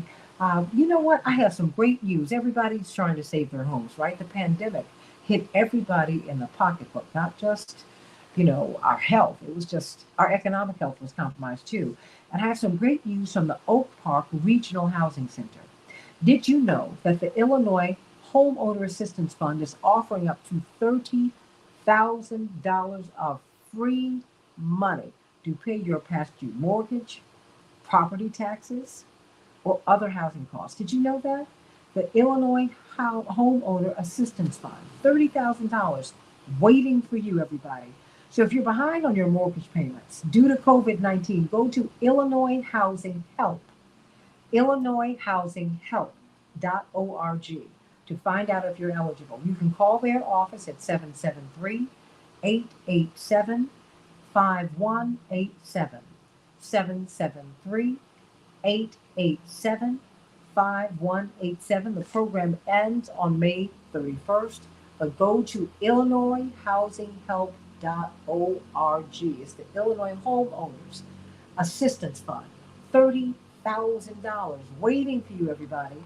If you took a hit during COVID, and everybody did except the billionaires, go to the Illinois Housing, the Illinois HousingHelp.org, IllinoisHousingHelp.org, so that you can get your assistance. Chaparral, really quickly, I know you're going to make some carbs for attorney Daryl Jones so that he can jog, but I don't want you to make the wrong kind of carbs because he's a marathoner. Chaparral. Good morning, Santita. Thank you so much. And yes, whatever Daryl needs for me to make, I'm going to make it for him. As well as Robert, who loves to eat. So, hey, I got you both. But listen, at Celebrations by Us, your one-stop party connection, we are winding down our prom season, but graduation season is still here, and wedding season is still here. So don't hesitate to give us a call at 708-526-4546, 708-526-4546. We're still handling your balloon arches, your custom suite tables, as well as also your decor and food options. So don't hesitate to give us a call, 708-526-4546. We look forward to serving you. Thank you so much, Santita. Thank you, Chaparral. Sending my love to Abraham down there in Brazil. You don't think I talked to you, my sweetie. I've missed you. How you doing? I hope that you are doing well. Shirley from beautiful Philadelphia. Laura Bell, how you doing? Laura Bell, Laura Beautiful Bell. Paula Garcini Zipser. I've been having fun with Paula today. She's one of my first morning stars, and I just thank you in a special way, Paula, for joining me on the first day and never leaving. That's so sweet. And all of you who just continue to come in. It's just, you've just blessed us, and the show continues to grow because of you. Talk to me, everybody. I mean, CK, they have pulled together a fund for these victims. What does that mean? Does that mean that are they trying to head off lawsuits? Can lawsuits be filed? If lawsuits are filed, who's sued? What happens here? Because these people do have hospital bills now, and your insurance does not pay for all of these bills. If you have great insurance, you might get 80-85% of your bills paid, but that's still a lot. And gunshot wounds are very expensive to treat. CK, lawsuits, funds, what's going on? You know, there's no amount of money that they could place into a fund that would prevent lawsuits from coming. Absolutely no amount of money. In fact, Ben Trump is already in Buffalo. He's representing it. You all probably know there was an 86-year-old victim who had just come from a nursing home who was a caregiver for her husband. Mm-hmm. And so Ben is representing that family and possibly the families of the other 9 victims. But even if Ben Crump hadn't descended upon Buffalo in an effort to help those families, there would be no way that there would not be litigation surrounding this shooting. And the reason for that is because we do know that it doesn't really just stop with this young man. His parents, for instance, we look at the case outside of Detroit. Remember the young boy who shot and killed those kids at school? Shot at school, and his parents were also indicted and are facing prison time. You know, something similar could and should happen in Buffalo. And looking into the background, because it's not just about this 18-year-old who, as you said that here earlier, for all intents and purposes, is a child. They need to dig deep into the shooter, like more about how he got his gun, where he purchased it. There were magazines that were attached to the gun. How did he obtain those? There's this manifesto, a digital media platform that were available, that were attached to the shooting. You know, for the shooting, when the crazy person ran and killed white supremacists, killed those people in Charlottesville, that made crimes. They also went against the white supremacy groups that funded and that were part of that movement. So the litigation, I predict that you're going to see, will be to try to stop in their tracks impact from a financial standpoint, much like the Charlottesville case, those groups that are associated with these hate crimes, they just have to tie it to this individual. And very clear that this 18-year-old did not act alone, in my impression. His parents may not have directly pushed him to doing this, but certainly there was an environment created. I agree with Daryl Jones, what he said earlier. Hatred is not something that people are born with. Racial animus, racism, all of that. People are not born with that. That's taught behavior. And we just don't know. There are a lot of things we don't know about. But one thing I do feel certain about, he was not acting alone. He didn't wake up one day and have all these thoughts in his mind without being provoked, without reading something, without attaching himself to some group, without did he purchase a gun? Did someone else purchase a gun? So, again, no matter what fund is created to help defray the medical expenses, there's going to be litigation surrounding this. By the Justice Department, I predict, by the Justice Department and individually. Because the Justice Department, I believe, will bring a case. They're investigating it from the FBI. And I believe it will result in litigation. This is a classic hate crime. There's so much right now, we believe, evidence linking this massacre to hate. So, given that that's the case, Justice Department, but also the individual cases, maybe even a multiple plaintiff lawsuit, because there's a lot of commonality, which would be akin to a class action lawsuit. Commonality, but they've got to dig deeper and connect the dots, and I believe that there's enough evidence to do that. So, stay tuned for litigation. And Daryl, before I go back to the callers, I mean, is there anything that we're missing here? I mean, we've been watching the news reports. I mean, what do you think is? I mean, are the right questions being asked? Are we emphasizing the right issues? I mean, I am very curious about this young man's parents. I really am, because I don't know. I mean, from last year when he threatened to kill his classmates last year in high school, to now, they got to know that something is that their child got problems. Not has problems. I said got problems, Daryl. They had to know. They had to know. And I think you're absolutely right, Santita. I think that the parents had to know, and part of the query, right, is going to be, do the parents hold similar beliefs? Because if the parents hold similar beliefs, then perhaps the child is learning it from the parents. That's some of the growth from where it comes from. So as the investigation continues into this and we learn more, it's going to be interesting to watch the FBI as they release any of this information.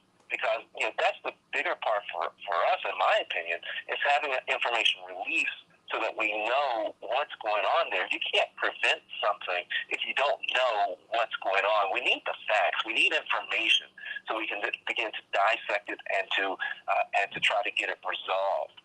One of the things that I really think that the Buffalo shooting also unveils, and me, Santita, everything comes back to voting, right? Is that as this case begins to get prosecuted, I'm curious as to the federal judges that will be hearing it. So it becomes important to, just understanding that those federal judges get appointed by the president. We know former President Trump appointed a lot of federal judges. So I'm hoping that it's not one of those federal judges. That again emphasizes and reemphasizes that point of why we need to get out and exercise our vote. The chief of police that does the investigation. It's interesting that in Buffalo right now they have their first black mayor that's there. It's been all over the screen. So the voting aspect of this is really important because we need to be certain, and I think CK hit on it earlier, is that we've got to be certain that sufficient resources go into East Buffalo to deal with the families and deal with the community that's there. And that comes back to the voting. But I tell you, this has shades. The Buffalo shooting, to me, the action of this man has shades of Ahmaud Arbery and his killers all over it. all over it, because it wasn't until they started going into the computers, into the systems, into all the stuff with regards to the shooters on Ahmaud Arbery, that we started understanding how racialized this really was. And so as they start digging into this Peyton Gendron shooting into his computers and all this other stuff, I think one could really see how racialized this is, how involved his parents are, if at all. All of this has just got to be uncovered, and it's going to be incumbent upon us to stay on top of it, to be certain that, I think it was Mark Fancher that said, that we can't forget, we can't get on to the next story and not remember to follow up on this story. Well, you're right. You can't get to the next story. There is no next yet. And I saw the quick pivot to other stories, to our military endeavors. And I said, no, don't go past Buffalo this quickly. Don't do that. This is domestic terrorism, which is what we've been trying to tell you all for 400 years. Don't go past this. Noah from Chicago. What's on your mind, Noah?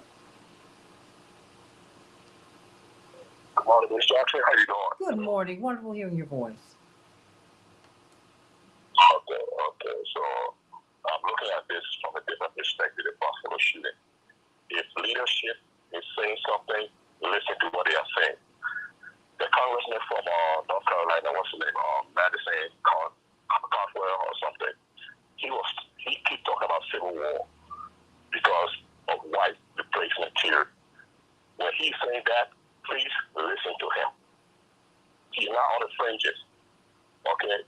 Once they discuss behind closed doors, is what he's saying out loud. So listen to that. That's what this young man was following. They're seeing that white folks are getting replaced. That's why you have Brexit in Great Britain. That's why you have Marine Le Pen in France. It's not an isolated incident. Listen to those guys. When they say something about civil war, listen to them carefully and take them seriously.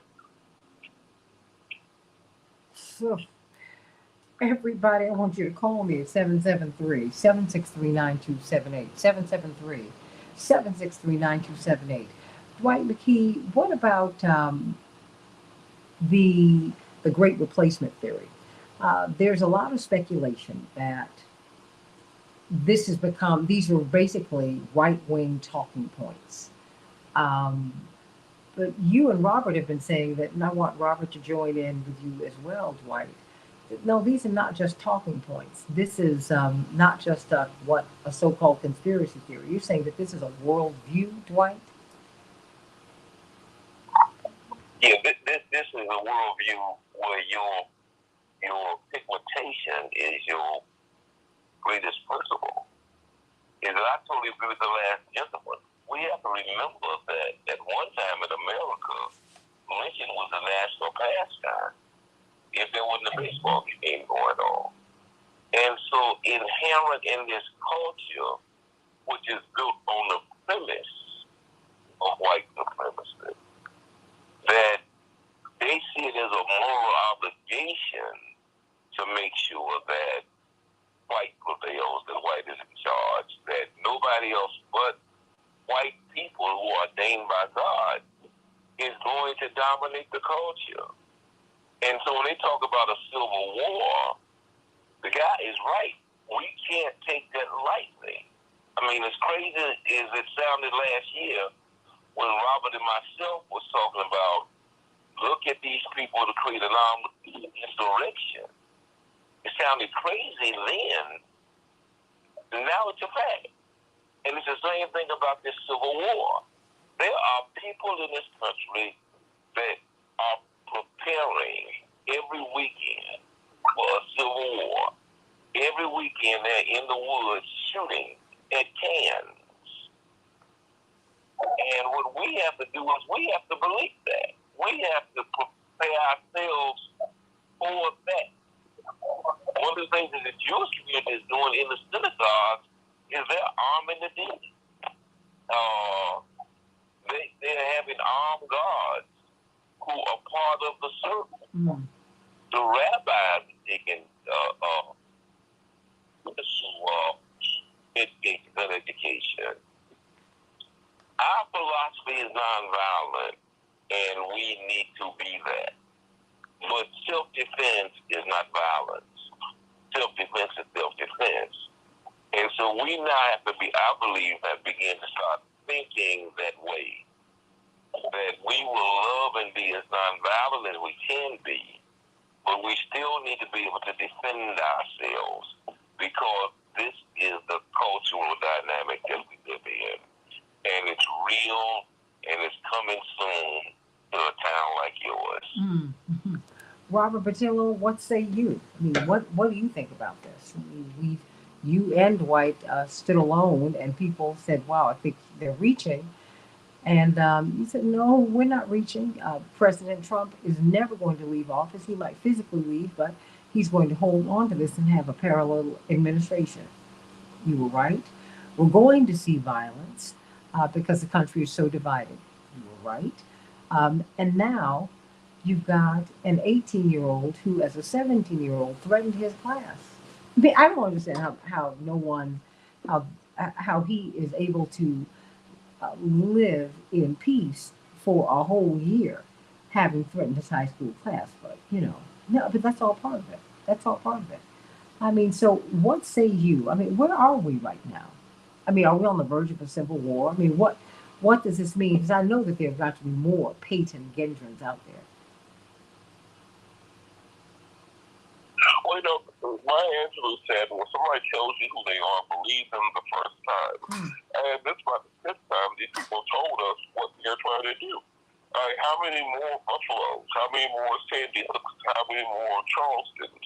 How many more Charlottesville? How many more Jewish synagogue shootings do we even see before we understand that there is a strong militia movement in this country who refuses to be, quote unquote, dominated by other groups? Their fear is that everybody else, that they're going to become a minority in the next decade or so, which the census number is showing, and that because of that, everyone else is going to get together and treat them how they treat everybody else for the last 500 years. And that is the fear that is driving them. You can listen to conservative talk radio. You can listen to mainstream conservatives on immigration policy. It's always interesting to me when I see African Americans kind of siding with the conservatives when it comes to immigration. Those are not your friends. When they're saying we want to build a wall, they're saying we want to build a wall to keep brown immigrants out. Those that are playing for the Ukrainians to come over here, they get paperwork and stuff. We all El Salvadorians, Haitians, Guatemalans, y'all can't come here and replace us. So they're telling you what their fear is. This is the reason they're passing these CRT laws and banning books to talk about anything bad that white people have done, because they have to change and cajole the history so they're no longer the bad guy. And nobody wants to be Thanos. Nobody will be Darth Vader. You have to be the hero. Every villain is the hero of their own story. So they're letting you know that they are not giving up the reins of power peacefully. It is not just here. It's a global movement, part of the last stages of decarbonization that we've seen on an international level. If you look at much of what the Azov battalion, the neo-Nazis in Ukraine, have been fighting, they've been fighting against African immigrants and Middle Eastern immigrants coming to Eastern Europe. They were putting up barbed wire fences in Poland to keep Middle Easterners out. If you remember a few years ago, you had boats coming from North Africa to Greece and to Italy. They were sinking the boats in the middle of the Mediterranean, killing hundreds of people at a time. They are not going to give up this planet to the black and brown people, as Curtis Mayfield said, we the people who are darker than blue. They're not going to give that up just peacefully and just walk away from it. They've spent hundreds of years cultivating and robbing and stealing on an international level. So when we were in 2020 saying, well, we're going into the ammo stores and there ain't no ammo in the whole store. Those bullets don't rock. They don't go bad. Those are sitting in somebody's basement. Those are sitting in somebody's shed somewhere getting ready when you couldn't find handguns and body armor and night vision goggles anywhere in the country for 2 years almost.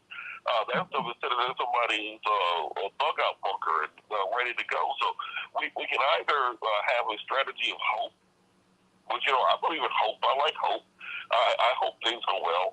Or we can have a strategy of understanding what's really directly in front of us and putting the power in the hands of the right individuals of law enforcement to investigate these people, to root them out, and to nip this in the bud before it does turn more violent than it already has.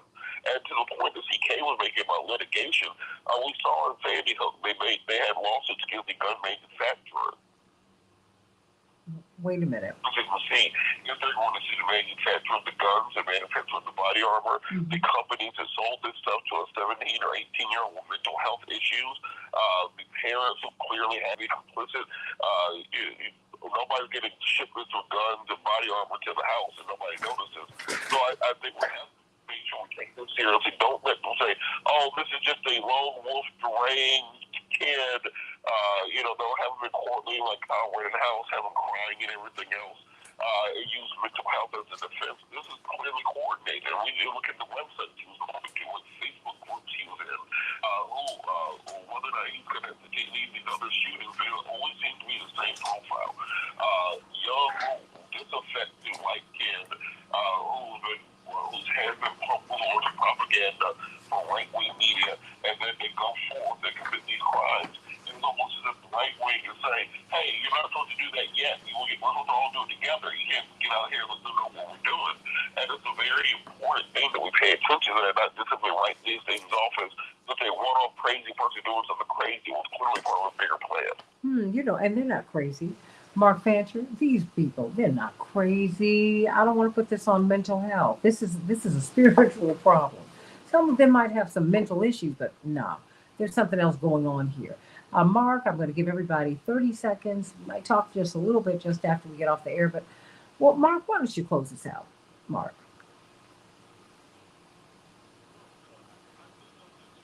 To those who suggest that in situations like this, what we need to do is we need to elect the right people, we need to sue the right people, we need to prosecute the right people. All of those things are part and parcel of a Babylonian government. Babylon is falling. It is sick to the core. It is collapsing. And when we talk about hope, as Robert alluded to, we need to have hope, but we can't have hope in Babylon. We need to have hope in ourselves. We need to have hope in God, who is in control of everything.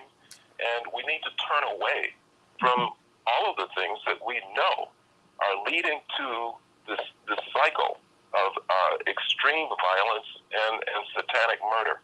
And so we need to think outside of the structures that we've been given and to look at ways that we can really effectively protect ourselves, distance ourselves from a population that is, at this point, irredeemable.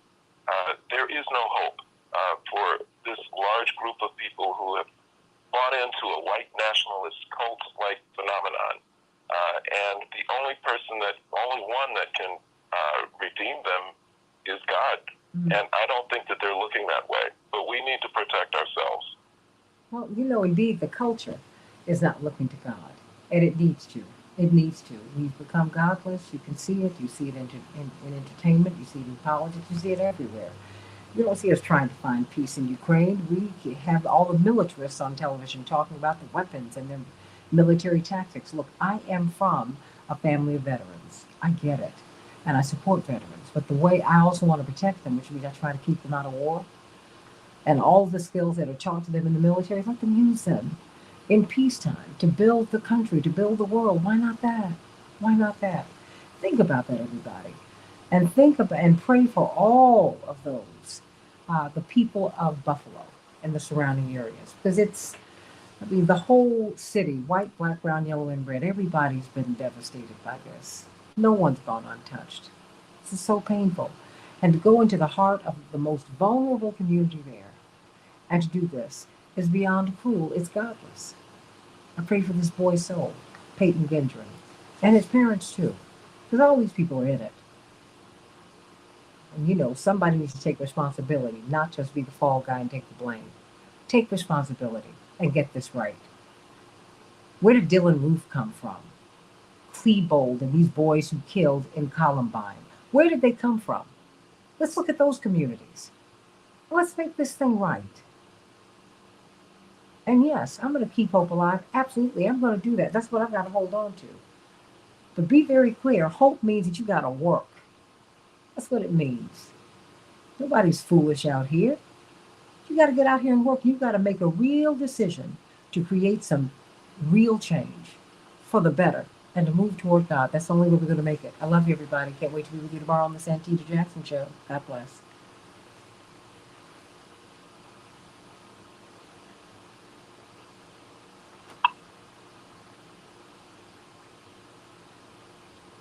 Oh, oh, bless your heart. James says that we're radicalizing the black audience. You know, this audience, most of my audience, James, here is white, including you, I'm presuming. And this is not about radicalizing people. This is about waking them. Well, maybe you get radicalized when you wake up and when you see the truth. I think that's it. Anyone want to respond to James and so many people out there? You know, I just whatever. Do you take care, Matt? Is everyone still there? Is anyone still there, Dwight? Yeah, I'm still here. Yeah, because I want you all to get some closing comments. Let me see. Who? Yeah, I was gonna say if he's accusing us of radicalizing people, then yes, that's the whole purpose. I mean, we're in a radical situation. I mean, this is dangerous, Mm-hmm. and it requires a radical response. So, to the extent that we're trying to radicalize people, yeah, I know I am. Well, I mean, to wake them up. I mean, are you kidding? I mean, think about going to the grocery store. Are you serious? And this guy stood in the parking lot, started shooting, and shot his way into the store. Then walked out, held the gun under his chin, and the police did not shoot him, James. And I'm not saying that they should have. They shouldn't. But they didn't need to shoot Philando Castile. They shouldn't have done that. Michael Bell, blonde-haired, blue-eyed white boy. They blew his brains out in front of his mama and sister. The police cocked the gun to his head. It would not fire the first time because it was too close to him. He withdrew the pistol a few inches and then shot him in the head. There's a sickness here. And it has been racialized. It's been colorized. It's all of that. And America's not going to be right until they face up to that. See, I'm not the black person who scratches where I don't itch and laughs when something is not funny. I'm not that type. And we need to get honest about what we're looking at. And what we're looking at is that America, Dr. King talked about it. He said, America, you were there, Dwight. America will not flourish if America does not get right. Get right. Is anyone else still there? CK or Attorney Dan? Fancher, Attorney Jones, and Dwight McKeer also here. Okay, Attorney Jones, what say you? No, Santita, I think you're exactly right. That we can't keep a mask on every time something happens. Put on a mask and say, "Oh, everything is fine." It's not fine. We've got to ring the bell that there's something tragic that's occurring, and that it requires our attention. It requires us to focus on it and to reach a resolution.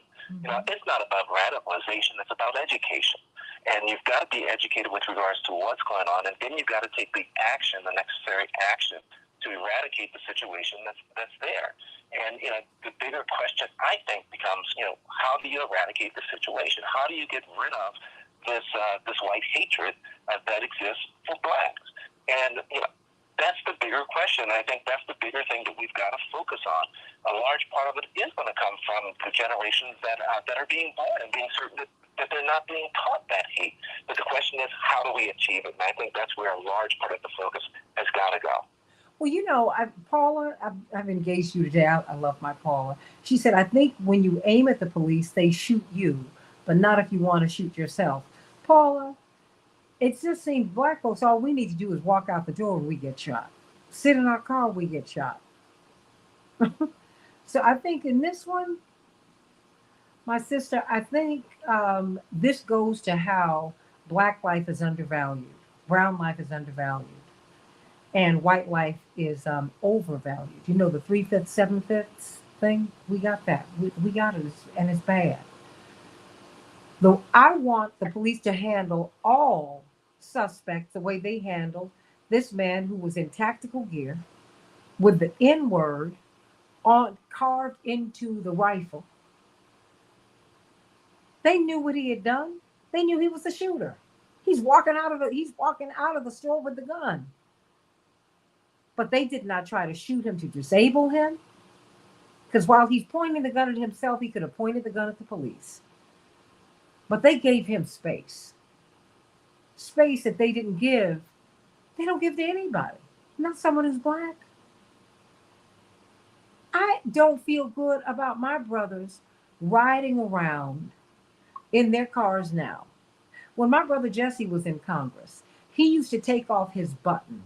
There's a button that you wear on your lapel or on your dress that indicates that you're a congressperson. And boy, it opens doors all over DC.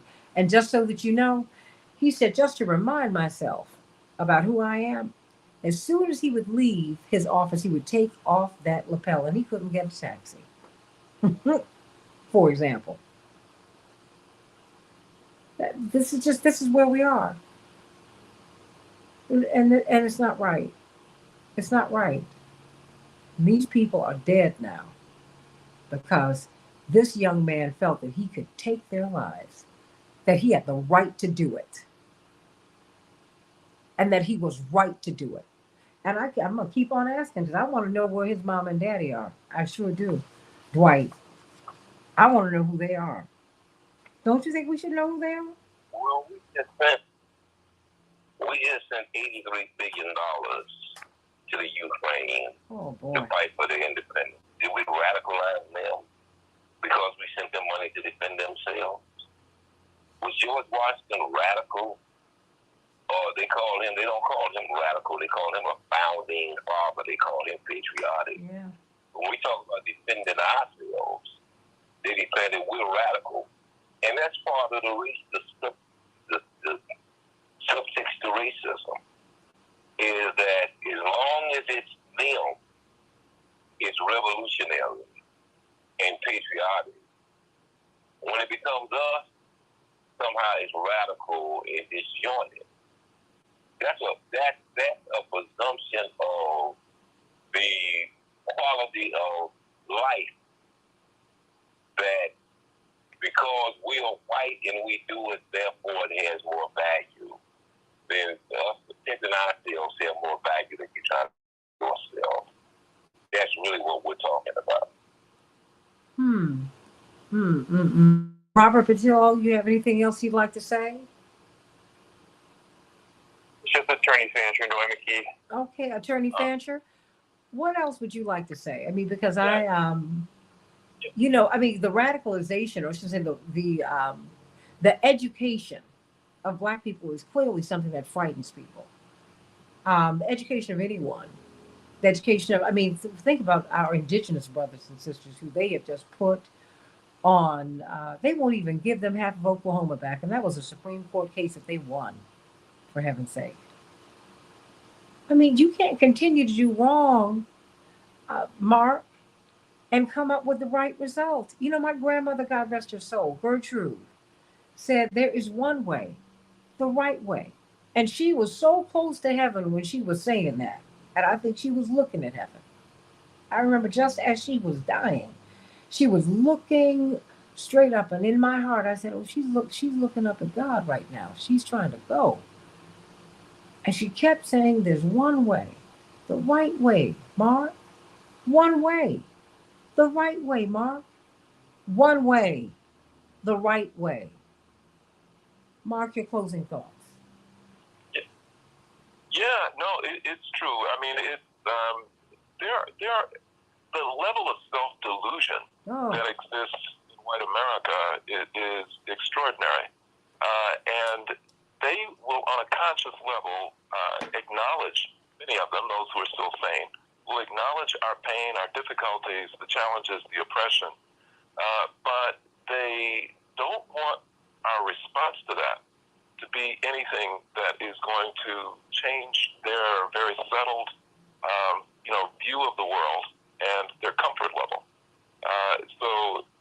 anything that steps outside of what we traditionally do or what we're expected to do in response to these things, then we're somehow radical. And it pays no attention to the actual circumstances that prompt a different type of a response, when that's the only sane and rational kind of a way to respond. And there is also self-delusion about, individual culpability when it comes to issues of race. On Friday, I was in the supermarket. I was standing in the checkout line with a very large order, and a white couple came up behind me. The woman had a bottle of wine, and she politely asked whether it would be possible for them to go ahead of me because they just had one item. I said, ordinarily, I have no problem with that at all, except the self-checkout lane over there, is empty, and, you've only got one item. You can just sort of go over there and go right through it with no problem. And she looked kind of troubled, and she said, are you sure? And I said, yeah. She says, but we have alcohol. I said, yeah, they've got a cashier that's standing right over there. They'll check you out. So she just whispers to her husband and says, well, I think she told him to go see if that's true. And while he was away, she said, you sure we could do that? I said, I'm sure. Absolutely. You can buy alcohol through the self-checkout lane. Meanwhile, a white shopper in the next aisle said, oh, you want to buy that wine over there? Yeah, you can do that. Go over there. I do it all the time. And she goes, oh, okay. And she just begins to walk away. I said, wait. I said, wait. I said, why did you believe him and you did not believe me? And so she was like a deer in headlights. And so the white guy says, well, I guess she just needs two people. And I said, no, she just needs one. She needs somebody who's white to tell her. She does not believe black people. And so she says, oh, no. And she just starts, that's not me. That's not who I am. That's not who I am. I said, that's exactly who you are. And she just looked very troubled and walked away. Her self-delusion had been disturbed. Mm-hmm. And so many people live in that self-delusion about who they are and what they actually believe. And that is the heart of the problem. We're not willing as a society to look at the truth, to face it, and to tackle it. And there's so much, even our monumental problems, so many of them would be addressed effectively if we were willing to just do that. Then I gotta go. Okay. Oh, wow. That's a heck of a story. That's a heck of a story to leave on. How about that, Dwight? Ooh. I knew he had an ace in the pocket. And you said it all. And it's so ingrained, it's so indoctrinated that even the most liberal white people have been taught, and they will tell you this, have been taught to believe that they should be in charge. The most liberal white man thinks that he needs to be in charge of the planet. And that even when he's willing to share a piece of the rock, he believes that he should control the rock. Oh, yeah. And everybody is subservient to that. Oh, yeah. Whether it's in a black man or also a man that philosophy when it comes to how he deals with black women.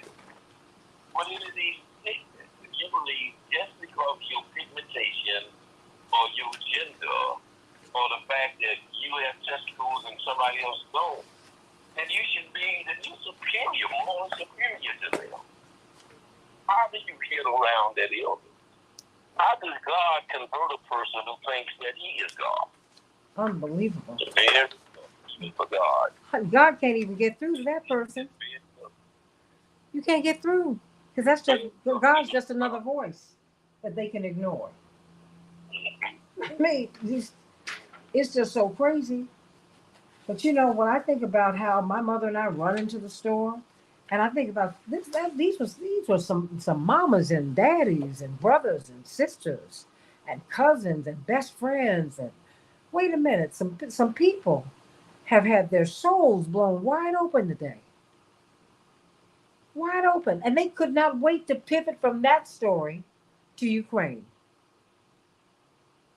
Now, mind you, I know I keep referencing this, but we are being shown our hypocrisy. It's being writ large. You shovel money to them. You deny COVID relief to Americans. What is that about? We can't function like this. This 18-year-old, you don't want to hold his parents responsible. You don't want to mention, well, we're not going to mention his name. I heard them intone that on CNN. I was disgusted. Disgusted. I said, you're not trying to not amplify him. You're trying to give his family cover. No one is even looking. I mean, Carolyn Bryant, who lied on Emmett Till and got him lynched. And only God knows what they did to that boy in that barn. Only God knows. No one's shown us, giving us an autopsy report. Only God knows what they did to Emmett Till. Only God. And she's allowed to live, and her family, in dignity and with their heads held high. No, no, no, no, no, no. Don't you let the corporate media lie to you. They're lying. They are giving this boy's family cover like they gave Dylan Roof's family cover. They gave the Columbine murderers cover. They give everybody cover, and they continue to produce these hateful people who are monstrous. They're monsters. Let me make them nouns. You ought to be sick of it. Because you know what? They killed 2 white people too.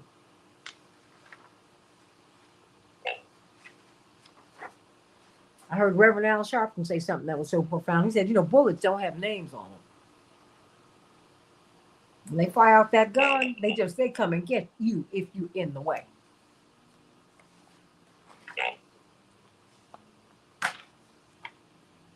Somebody's daddy didn't come home last night. Somebody's husband didn't come home.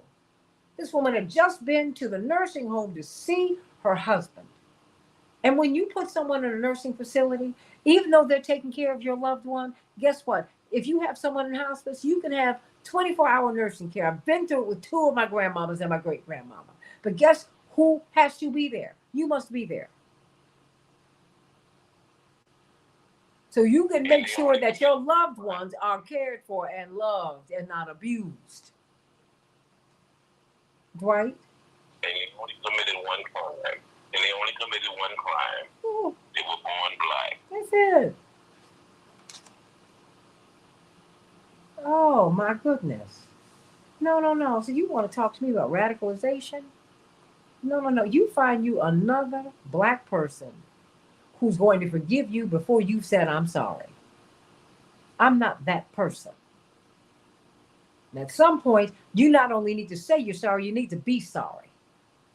And show me that you're sorry by changing your erred ways. Your errant ways. How many people you gonna kill? Before they could find Emmett Till in the Mississippi, they found lots of black people. They said, oh no, that's not him. No, no, what was this one? No. They finally identified him because he wore a signet ring from his daddy who had been killed. Also, a suspected lynching. Also, a suspected lynching. Some people are tired of this. This is not going to work.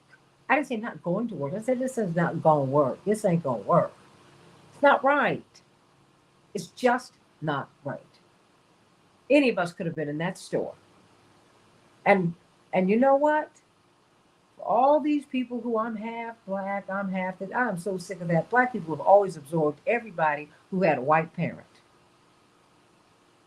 The only people that have black folks that are exotic to are white people. Y'all need to stop playing this game. If Adam Clayton Powell, who looked for all intents and purposes, he did not look like a black person. If he's going to be black, what about you? You take your nearly black butt into that store, they were coming for you too.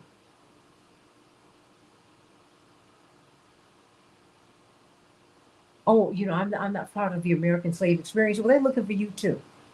Because they're looking for your black self That's what W.E.B. Du Bois said. He said the problem of the 20th century that has bled into this one is the color line. We were all brought over here on the same imperial project. But somehow or another, people get to the United States and you think you're special. Well, you're not. You're not. Anyone who was black within range of that boy on Saturday was going to get killed. And he killed some white people for good measure. Shame on him. And I want to hear from his parents, and they need to apologize. They need to explain how two civil engineers produced this, how they produced a boy who threatened to kill his classmates last year while he was living in their house. Oh, he was living in their house when he threatened to kill his classmates last year. So why don't y'all explain that while you sitting up here examining black parents and Hispanic parents and indigenous parents who you took their children from and buried them by the thousands underneath these schools? Shame on you. And you won't be blessed until you start blessing people and stop burying people at Wounded Knee. Shame on you. Tired of burying black people for no reason except because you hate them on your own sense of inferiority and foolishness. God didn't make you inferior, and he did not make me inferior. Not at all. Enough. And these people need to explain themselves. I'm glad they didn't kill that boy. They shouldn't have. And police ought to take a page from that notebook and stop killing everybody else all over the country and all over the world. Now, his parents need to come out here and they need to explain how they raised this boy. How'd you raise someone who threatened to kill his classmates last year? This is not a new problem for you. It's an old one.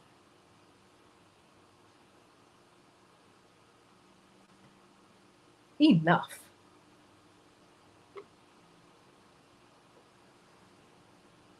Enough. Enough. And he's saying, right, F, he's saying he's not guilty. Not, yeah, okay. And you know what my mama would do? And you know my mother, Dwight. My mother would go and slap the hell out of me or my brothers or my sister and say, no, you're guilty. And you're going to say you're sorry. But no, Kyle Rittenhouse's mama just sits there after he killed 2 people. And she's just sitting there crying because I want you to let my boy go. What? You're not going to punish this child? That's your problem. You are sick. But he pled not guilty because they don't believe that killing somebody black is a crime. You know, I mean, so you can be in the Tyson's chicken factory and all these Hispanic workers who just here, just trying to get ahead after you kick them out of their homes in Texas and California and New Mexico, because that's where they're from. They're coming home. And you have their managers taking bets on who's going to get COVID when we didn't have any treatments, at least that they were sharing with anybody. And people were dropping like flies, dying. What? How? Did the managers, did they get fired? Did they say they were sorry to the families of the people who died there? Oh, look, you all make me lightheaded when I think of this foolishness, and this is wickedness in high places. Oh, yes, Dwight, this is godless. And I can't do this, and I refuse to do godless. And you're not going to do right until you put God in the middle of this. And don't bring God down to you. How dare you bring God down to you and get God on your side? You need to get on God's side, which means you need to get right. God is on my side. God ain't on your side. God doesn't have a side. God, you need to get on God's side. And like I said, Dwight, I want to see who his parents are. I want to know who you are. The New York Post, a right-wing newspaper out of New York, they're the ones who publish their pictures. And yes, I put it on my Facebook page because I want you to see who they are. That's how I found out that they were civil engineers, posing, looking like lovely middle-class people, lovely homes that you see on HGTV. Huh? And y'all raised a murderer, a mass murderer. No, Barbara Walters. Come on, Oprah, go interview them. Yeah, girl, go interview them. Why don't you do that? I mean it. Go interview them. And all you politicians who want to come to black churches and lecture black parents, why don't you go to his church and lecture him? Lecture his mama and daddy. How about that? You want to talk about responsible fathers and responsible mamas? No, darling. Don't come to my church anymore and talk to me about anything. Oh no, hallelujah. Don't you do it. You go to these churches and you go lecture those parents. Go lecture Dylan Ruth's mama and daddy. Go to Columbine. Go to Pearl, Mississippi. Go to Paducah, Kentucky. You ain't gonna do that. Don't you come to me. I got my preacher. How about that? Let the church say amen. Huh. Oh yes. I mean that. Honest God, I mean that. Do you have anything else you'd like to say, Dwight? Let the church say amen. Amen. And amen. And amen. That's right. Enough of that. Enough. Yeah. Get Oprah to interview. She need to, I don't want to see Gail King. Gail King, I don't want to hear you talk to Robert Kelly. Go find them. Y'all can find all the black folks who need to be put on the rack. Then go find these people. Wait a minute, what?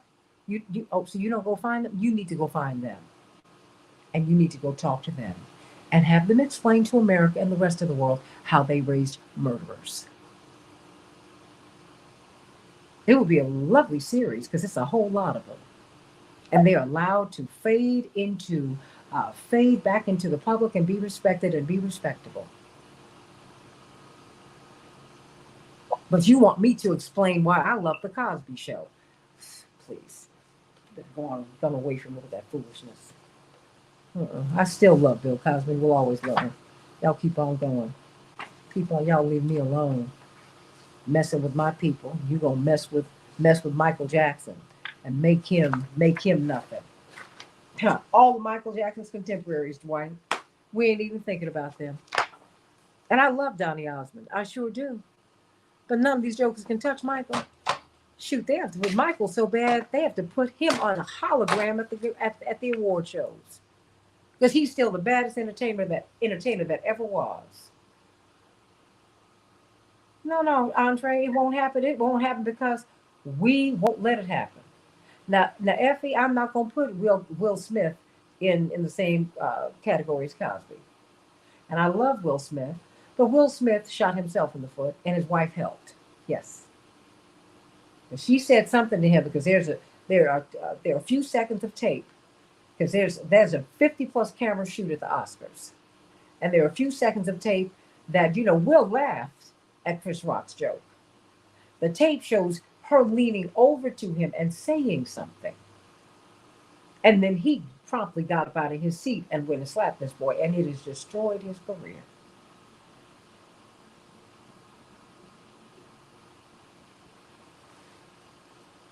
That's why I talk to ladies, women. You've got to be virtuous. You've got to be responsible. Even as and I'm going to say this, and I will say it some more, even as we talk about abortion, and I am absolutely pro-choice. I believe you deserve the right to make your choice. But women, you got to be responsible. Eggs are precious. Sperm is cheap. God gave you the responsibility and the burden, if you will, of bearing children. So you need to be careful, and you need to get with someone who wants to be with you. I'll tell you what my father said to me before I went to college, the night I went, because your parents give you the lecture. He said, do not lie down in bed at night with a man who won't get up out of that same bed and marry you in the morning. Saved me. No. We've let each other get away with too much. Too much foolishness. You think you can sleep with anyone? You act like sex is a sport. Sex is not a sport. It's too powerful. It's a bonding. That is supposed to bond people together, not break them apart. So stop playing. The house is on fire. We're all going to get burned up. If we do not Go get the water and put it out. Dwight, is there anything else you want to say? I'm going to hang up now. No, I think we said it all today. Oh, you said it all. You and Mark dropping that bomb about what happened to him in the grocery store. What else can you say behind that? So, I love you all. Love you, love you, love you, love you. And but you know, no, if you're going to start interviewing people who are guilty of malfeasance, bad behavior, misdeeds, okay, I'm with you. Then you need to go find these parents and put them on all the networks and have them explain how last year this boy was a problem. You need to have the police chief or whoever was the chief at that time explain how y'all found someone who threatened to kill his whole class or a lot of people in it. And we didn't hear any more about it. And then we hear something about him killing up a community a year later. Didn't even take a year. That was in June. No. Well, like I said, that's the slip fix. But you also need to explain why you be patient when they try to come across the border. But you send airplanes over to bring people from Ukraine over here and give them houses and land. Wait a minute, and let them walk past the people, the black and brown people who are waiting at the border. I mean, because there are the stories, the news stories, where the black and brown people are watching the Ukrainians walk past them and walk through. I welcome Ukrainians. I welcome these other people too, who many of whom are coming home. Dwight? And that's why I think he's just a subject. He's just an extreme to the broader culture that is operating on the same premises of superiority and white is right. Mm-hmm. That he's manifesting at a base level with violence. But if you look at policy, attitude, history, it is at a broader level, the same mindset, the same mentality. That white is right and everything else has to subset itself to that. Oh yeah. Oh yeah. There's a lot of work to be done, everybody. A lot of work. So I love you. I hope you all had a good time today. We had a great time. Great time. And see you tomorrow. What will we talk about? I don't know. But you all should send me emails or message me over here on Facebook and let me know what you want to talk about. You know, I always love hearing from you. I love you. Laura. Amen, amen, always amen. And everybody come to the convention. Paula, you're here. You should come on through. The 18th through the 22nd in June. It's a free convention. It's going to be a great convention. I love you all, everybody. Love you, Dwight. Love y'all. Thank you, Devin. Love you for a great show. Thank you.